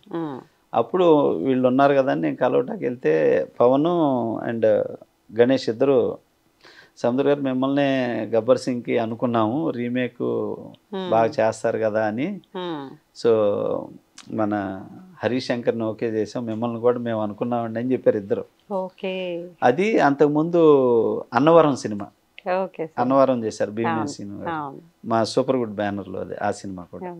అప్పుడు నేనంటే సముద్ర తెలుసండి మంచి డైరెక్టర్, సముద్రతో మనం నెక్స్ట్ సినిమా వేరేది ఏదైనా చేద్దాము, బట్ భీమనేని గారికి నేను మాట ఇచ్చున్నా, ఈ ప్రామిస్ అయిపోతే నాకు నా ప్రామిస్లో భీమనేని గారు ఫ్రీ అయిపోతారు, తర్వాత సముద్రాకి ఇవ్వచ్చు అని చెప్పి పవన్ గారే అన్నారు అనమాట. అప్పుడు అట్లా మిస్ అయింది, మంచి స్టార్స్ తో మిస్ అయ్యి బాలకృష్ణ గారు, పవన్ కళ్యాణ్ గారు, చిరంజీవి గారు, వెంకటేష్ గారితో అసలు సూపర్ రిలేషన్.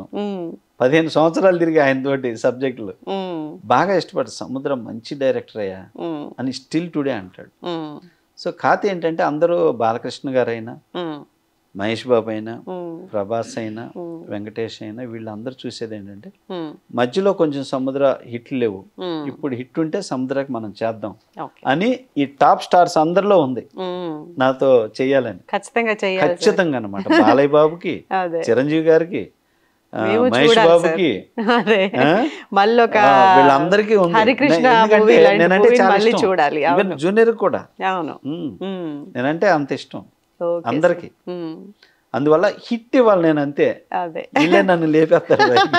అందుకోసం అని అట్ ద సేమ్ టైం నా మిస్టేక్లు కూడా నేను చెప్పుకోవాలి కదా ఈ మధ్యలో జరిగింది. అందుకని అనుష్క గారు సార్, అనుష్క సూపర్, చాలా మంచి అమ్మాయి.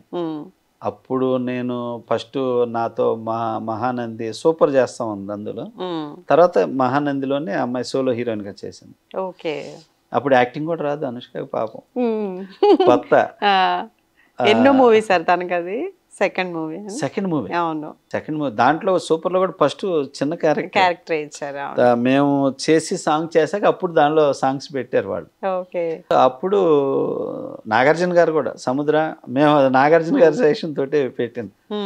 అమ్మాయికి యాక్టింగ్ రాదు అంటే పాపం కొత్త, తను చేయించుకోవాలి, ఒక శిల్పం పెట్టాం, చెక్కుకోండి అని చెప్పి నాగార్జున గారే చెప్పింది అనమాట. అట్లాగా ప్రతిదీ నువ్వు చేసి చూపించు అనేది అనమాట నన్ను. యాక్టింగ్ నేను చేసేవాడిని, దాన్ని బట్టి తను చేసేది పాపం, చాలా మంచిది. అట్లా చేసుకొని ఆ రోజుకి ఈ రోజుకి అనుష్కని చూసుకుంటే అసలు చాలా మంచి ఆర్టిస్ట్ అయిపోయింది అనుష్క, అయిపోయింది. ఆ రోజుకి ఈ రోజు కూడా నేను వేరేగా అనుష్క గారు అంటే ఏంటి గారు అంటున్నావు, ఏమని పిలిచేవాళ్ళు సార్? అనుష్క అనేవాడు.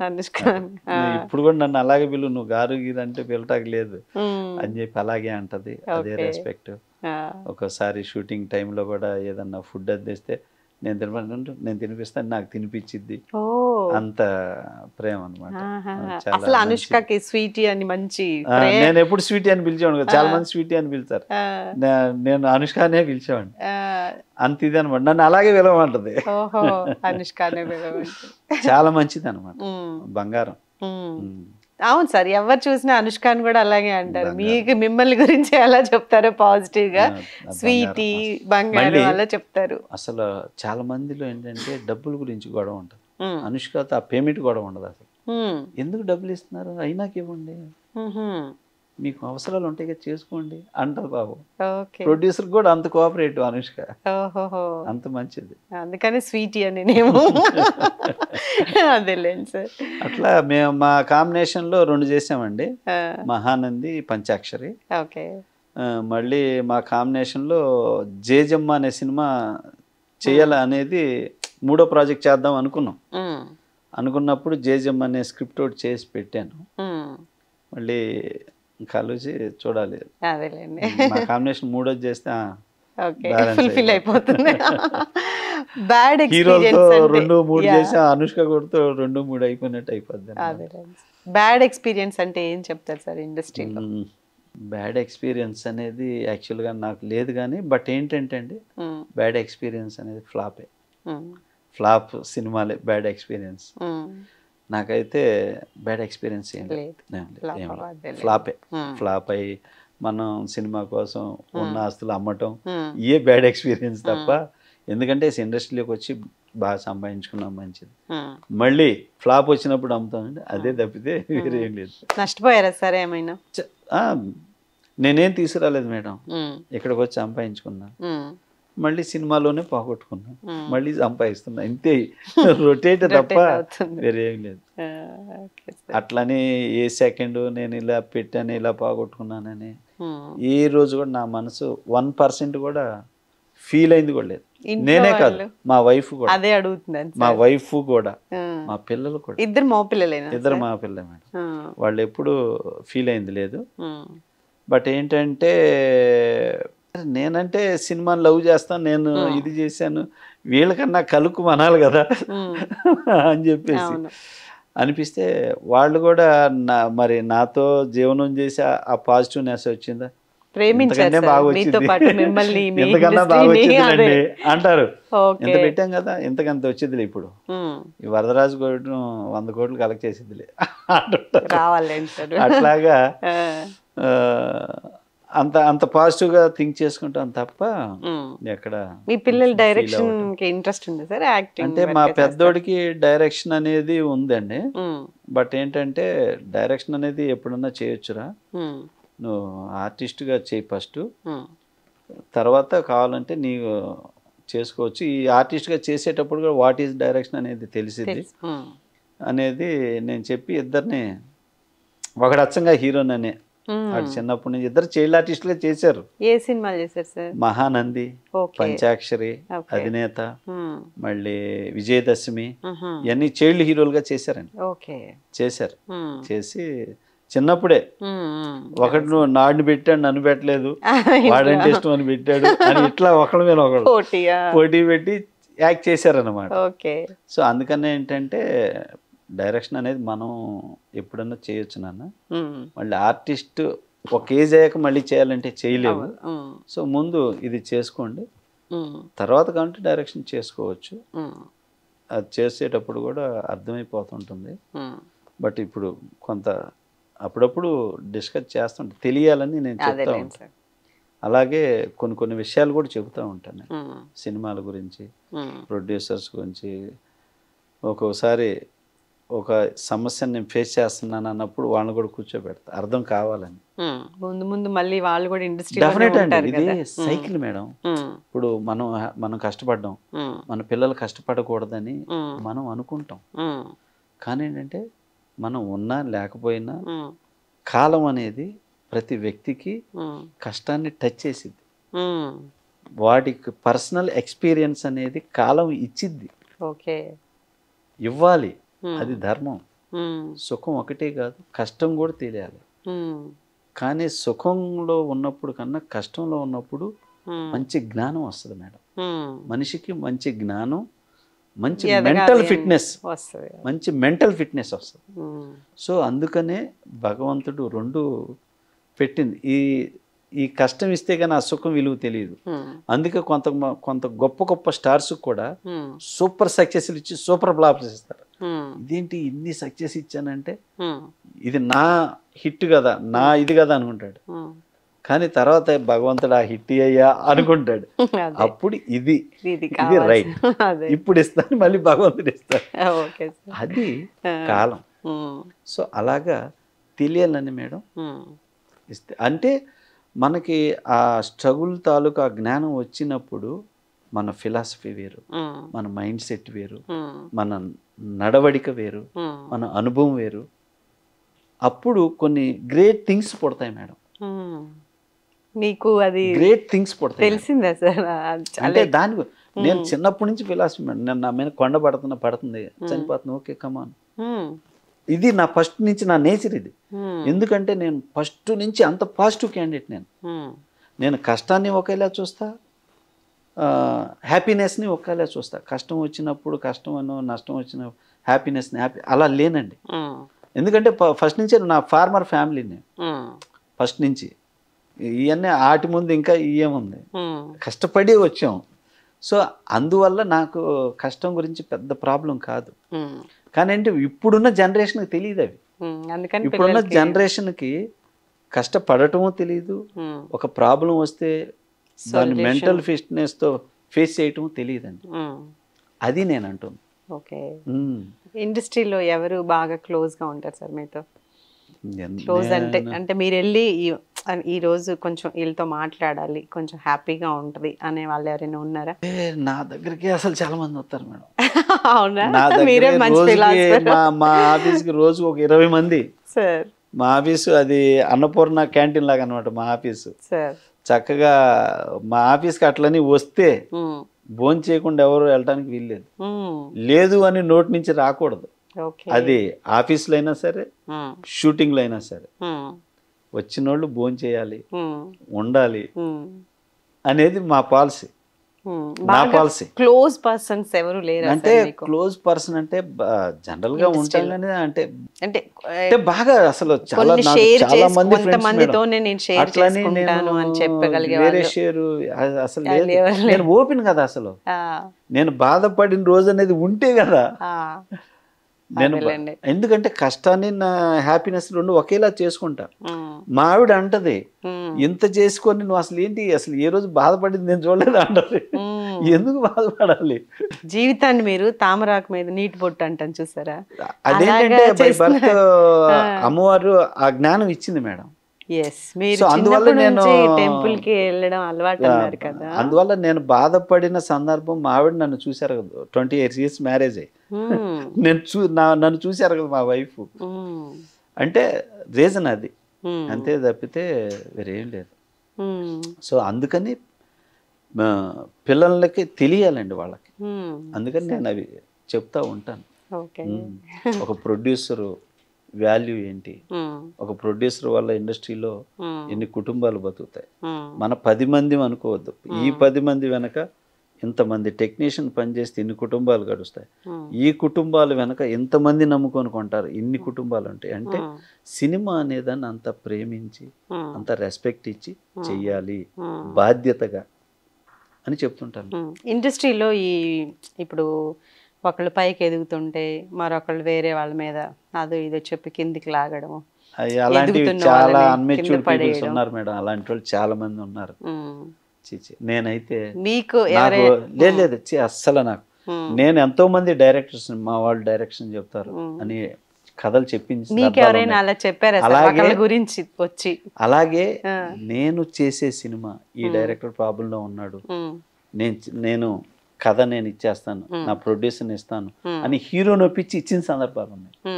మీరు ఓకే సార్, మీరు పాజిటివ్ థింకర్ ప్లస్ స్పిరిచువల్ ఉంది మీ దగ్గర.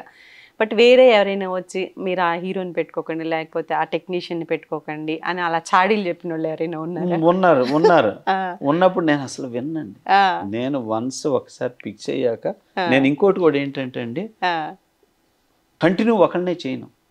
ఎందుకంటే ఇప్పుడు వీళ్ళకి ఇవ్వాలి ఒక కంటిన్యూ, తర్వాత ఇంకొకళ్ళు పాపం ఇంకా ఉన్నారు వాళ్ళకి ఇవ్వాలి, 10 మందికి మనం అవకాశం ఇవ్వాలి.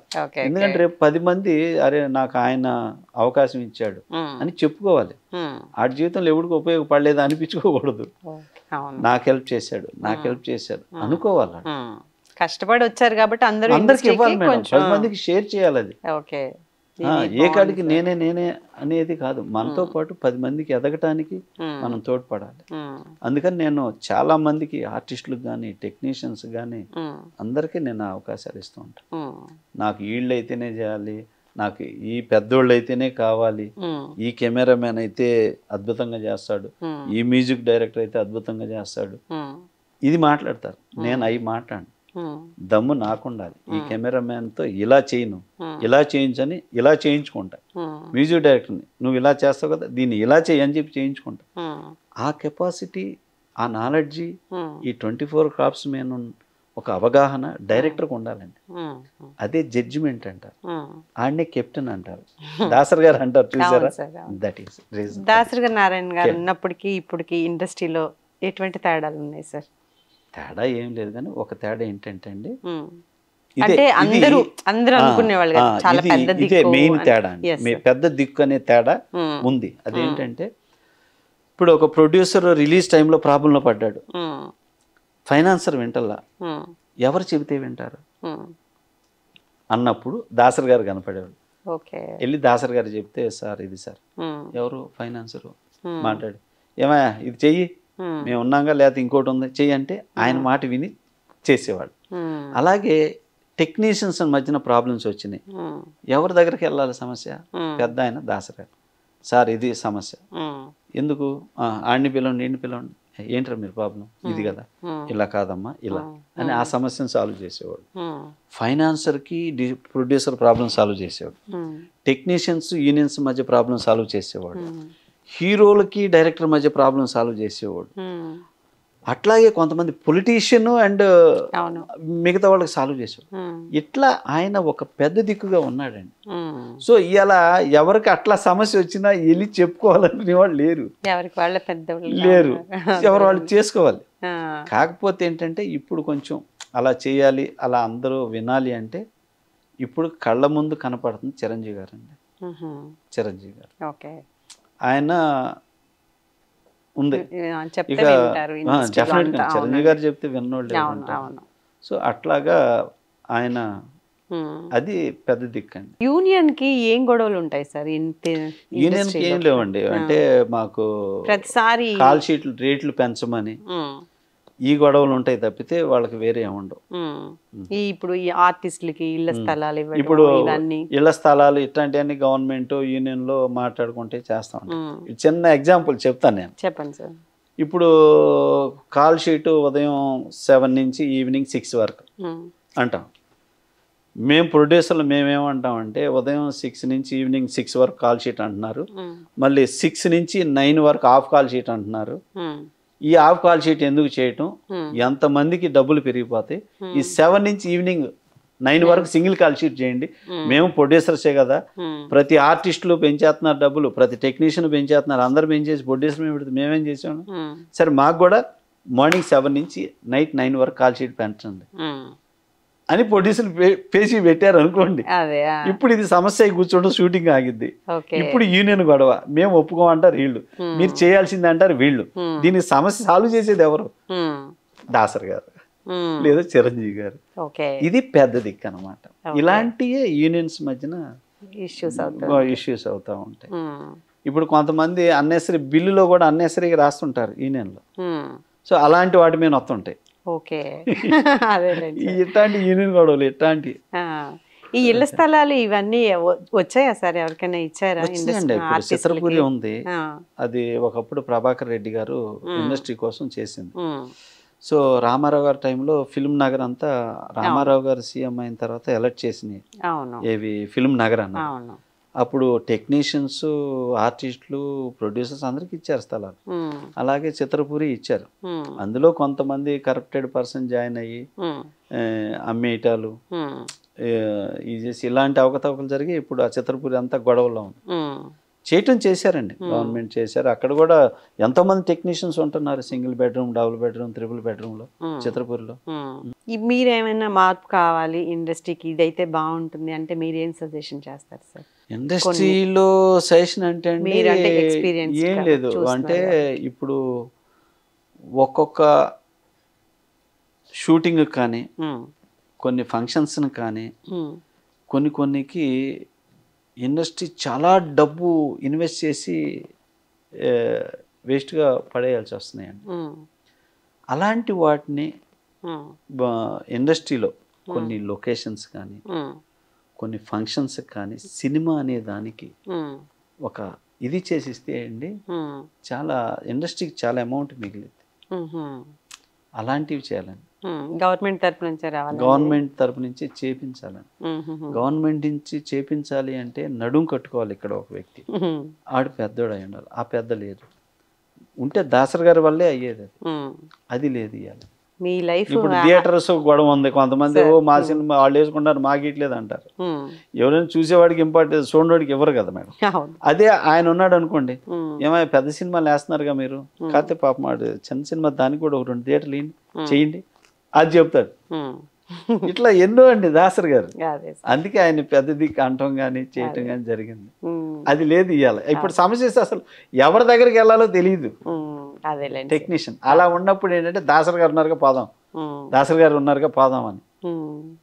అట్లాగా మేడం ఒక రిలీజ్ ప్రొడ్యూసర్ అమౌంట్ ప్రాబ్లం అయింది, దాసర్ గారికి వెళ్ళి గురువు గారు ఇట్లా అమౌంట్ ప్రాబ్లం, అలాగా ఏం సినిమా ఇది ఏమని ఫైనాన్సర్ ఫోన్ చేసి ఈ సినిమా చేయవయా, దాన్ని తర్వాత చూసుకుందు అంటాడు. లేదంటే నా దగ్గరే డబ్బు ఉందరా, నువ్వు అది పెట్టేసి ముందు చేసుకోపో అంటాడు. అలా చేసి సినిమా రిలీజ్ ముందు కానీ లేకపోతే తీసే ముందు కానీ మీకు ఏమైనా సెంటిమెంట్స్ ఉంటాయి సార్? అంటే ఇండస్ట్రీలో చాలా మందికి సెంటిమెంట్స్ మీద నడుస్తూ ఉంటుంది కదా, మీరు అలా ఏదన్నా మీరు అనుకుంటే? నేనంటే సెంటిమెంట్ అంటే కొంచెం నేను ఏ పని స్టార్ట్ చేసినా కొంచెం ఆడవాళ్ళతో చేపియాలనేది నేను ఎక్కువ, మా వైఫ్ను లేకపోతే అది ఇంకోళ్ళు. ఇప్పుడు కొన్ని ఒకసారి డబ్బింగ్ ఉన్న టైంలోను, షూటింగ్ టైంలో, అప్పుడు ఆ సిచ్యుయేషన్లో ఏ స్త్రీ ఉంటే వాళ్ళతోటి చేపిద్దామని. ఇంతకుముందు నాకు అన్నపూర్ణమ్మ గారు మా సినిమాలో చేసేది, పెద్ద ఆవిడ ఉన్నప్పుడు డబ్బింగ్ ఆవిడ చేతే స్టార్ట్ చేయించేవాడిని ముందు. అట్లాగనమాట, అట్లా చేసేవాడిని. అంతే, అది అమ్మలాగా ఫీల్ అవుతూ చేపిస్తా అంతే. అంతమించి నేను పూజలు అట్లాంటి అంటే పూజలు చేసుకున్నా అంటే పూజ ఆ సెంటిమెంట్ ఏంటంటే నేను నిత్యం మార్నింగ్ 4 o'clock లేసి పూజ చేసుకుంటా. అది జీవితంలో ఎవ్రీడే భాగం. అది పూజ చేయకుండా అడుగు బయట పెట్టను. అది జీవితంలో భాగం ఎవ్రీడే. ఫ్యామిలీలో ఏమన్నా ఎప్పుడైనా మీ వైఫ్ తో గొడవలు అట్లా ఉన్నాయా సార్? మా వైఫ్ లో గొడవ అంటే ఇక్కడేనండి, నువ్వు సినిమాని చూసుకున్నట్టు మమ్మల్ని చూసుకోవట్లేదు అంటది, మా పిల్లల్ని చూసుకోవట్లేదు, ఎవరెవరు కొత్త వాళ్ళ మీద తీస్తున్నావు అంటది. టైం ఉంది కదా వాళ్ళకి, టైం ఉన్నప్పుడు కదా చేస్తాను, వాళ్ళకి కొంచెం ఎదగాలి కదా. అది గొడవ డైరెక్షన్, మాకు అది గొడవ. తప్పితే ఇంకే కూడా గొడవ, నాతోటి గొడవ రాదు ఇంట్లో. ఇక్కడ పిల్లల దగ్గరే గొడవ వచ్చింది. అట్లా అనమాట. సినిమా ఎన్ని రోజులు తీస్తావు నువ్వు, సినిమా అంతంత ఖర్చు పెట్టి చేస్తున్నావు, వీళ్ళని ఎప్పుడు చేస్తావు, వీళ్ళని పోయిన సంవత్సరం స్టార్ట్ చేస్తాను, అది అవ్వాలి, అది బాగా తీయాలి కదా. ఈ బిడ్డ ఎలాగో నాకు అది కూడా అంతే కదా, నాకు సినిమా అది బాగా హిట్ అయింది అనుకో, నీ బిడ్డలకి మళ్ళీ హ్యాపీ అని చెబుతా. ఇయే గొడవ మాకు. కాకపోతే ఇంకో విషయంలో మా వైఫ్ ని అరుస్తాను. పొద్దున్నే నిద్ర లేచినాక ఎవ్రీడే నేను మా అమ్మా నాన్నకి ఫోన్ చేస్తాను. అమ్మా నాన్న ఊర్లో ప్రతిరోజు చేస్తాను, ఎవ్రీడే చేస్తా. అంటే నాన్న అమ్మ ఉంటారు, అన్నయ్య సిస్టర్ అంతా ఉంటారు. మేము ఇక్కడ ఉంటాక ఫోన్ చేస్తాం. నేను మాట్లాడినప్పుడు, నేను ఈ షూటింగ్ టెన్షన్లో ఇలా వెళ్ళినప్పుడు ఒకసారి 2 రోజులు మర్చిపోవడం కదా, కుదరక నాన్న వాళ్ళతో ఏమైనా మాట్లాడావా, పొద్దున్న చేసావా అంట, చేయలేదంట. మీ అమ్మకైతే చేస్తావా, నువ్వేం చేసా మాట్లాడవచ్చు కదా అంట అనమాట. అట్లా కాస్త ఇదవుతా ఉంటాను. సార్ నువ్వు మాట్లాడలేవు, ఆ పిల్లల చేత మాట్లాడి అలవాటు చేయి అంటాను అనమాట. కనెక్టింగ్ లో ఉండాలి ప్రతిరోజు, ఉండాలండి. రిలేషన్ ఏంటి, తల్లిదండ్రులు ఏంటి, ఈ జీవితం తర్వాత చనిపోయినాక మళ్ళీ ఎప్పుడు కలుస్తామో, ఎలా కలుస్తామో, కలవమో తెలియదు. తల్లిదండ్రులనైనా భార్య బిడ్డలనైనా ఉన్నన్ని రోజులు, బతికినన్ని రోజులు వాళ్ళని ప్రేమించుకోవాలి. ఆ ఇది బాండింగ్ కావాలి మేడం, అది నేర్పుతాను అంతే. సముద్ర గారు ప్రశాంతంగా ఇండస్ట్రీలో చాలా హ్యాపీగా నడిచిపోతుంది. ఇంకా ముందు ముందు మీరు తీసే ప్రొడక్షన్ లో మంచి సినిమాలు రావాలి, మంచి సూపర్ సినిమాలు వస్తాయి. ఇప్పుడైతే ఫిలాసఫీ ఉంటుంది ఇప్పుడు వచ్చే సినిమాలు. థ్యాంక్ యూ అండి, thank you so much. Please do subscribe to Telugu Rajyam channel. Please do subscribe to Telugu Rajyam channel. Please do subscribe to Telugu Rajyam channel. Hi అండి, నేను మీ ఆర్పీని, నెల్లూరు పెద్దారెడ్డి చేపల పులుసు ఓనర్ని. మీరు తెలుగు రాజ్యం అనే ఈ యూట్యూబ్ ఛానల్ సబ్స్క్రైబ్ చేసుకుని మంచి మంచి వీడియోలతో వస్తారు. Thank you so much. Hi people, I'm Sonakshi Verma and you please watch Telugu Rajyam and please subscribe to the channel.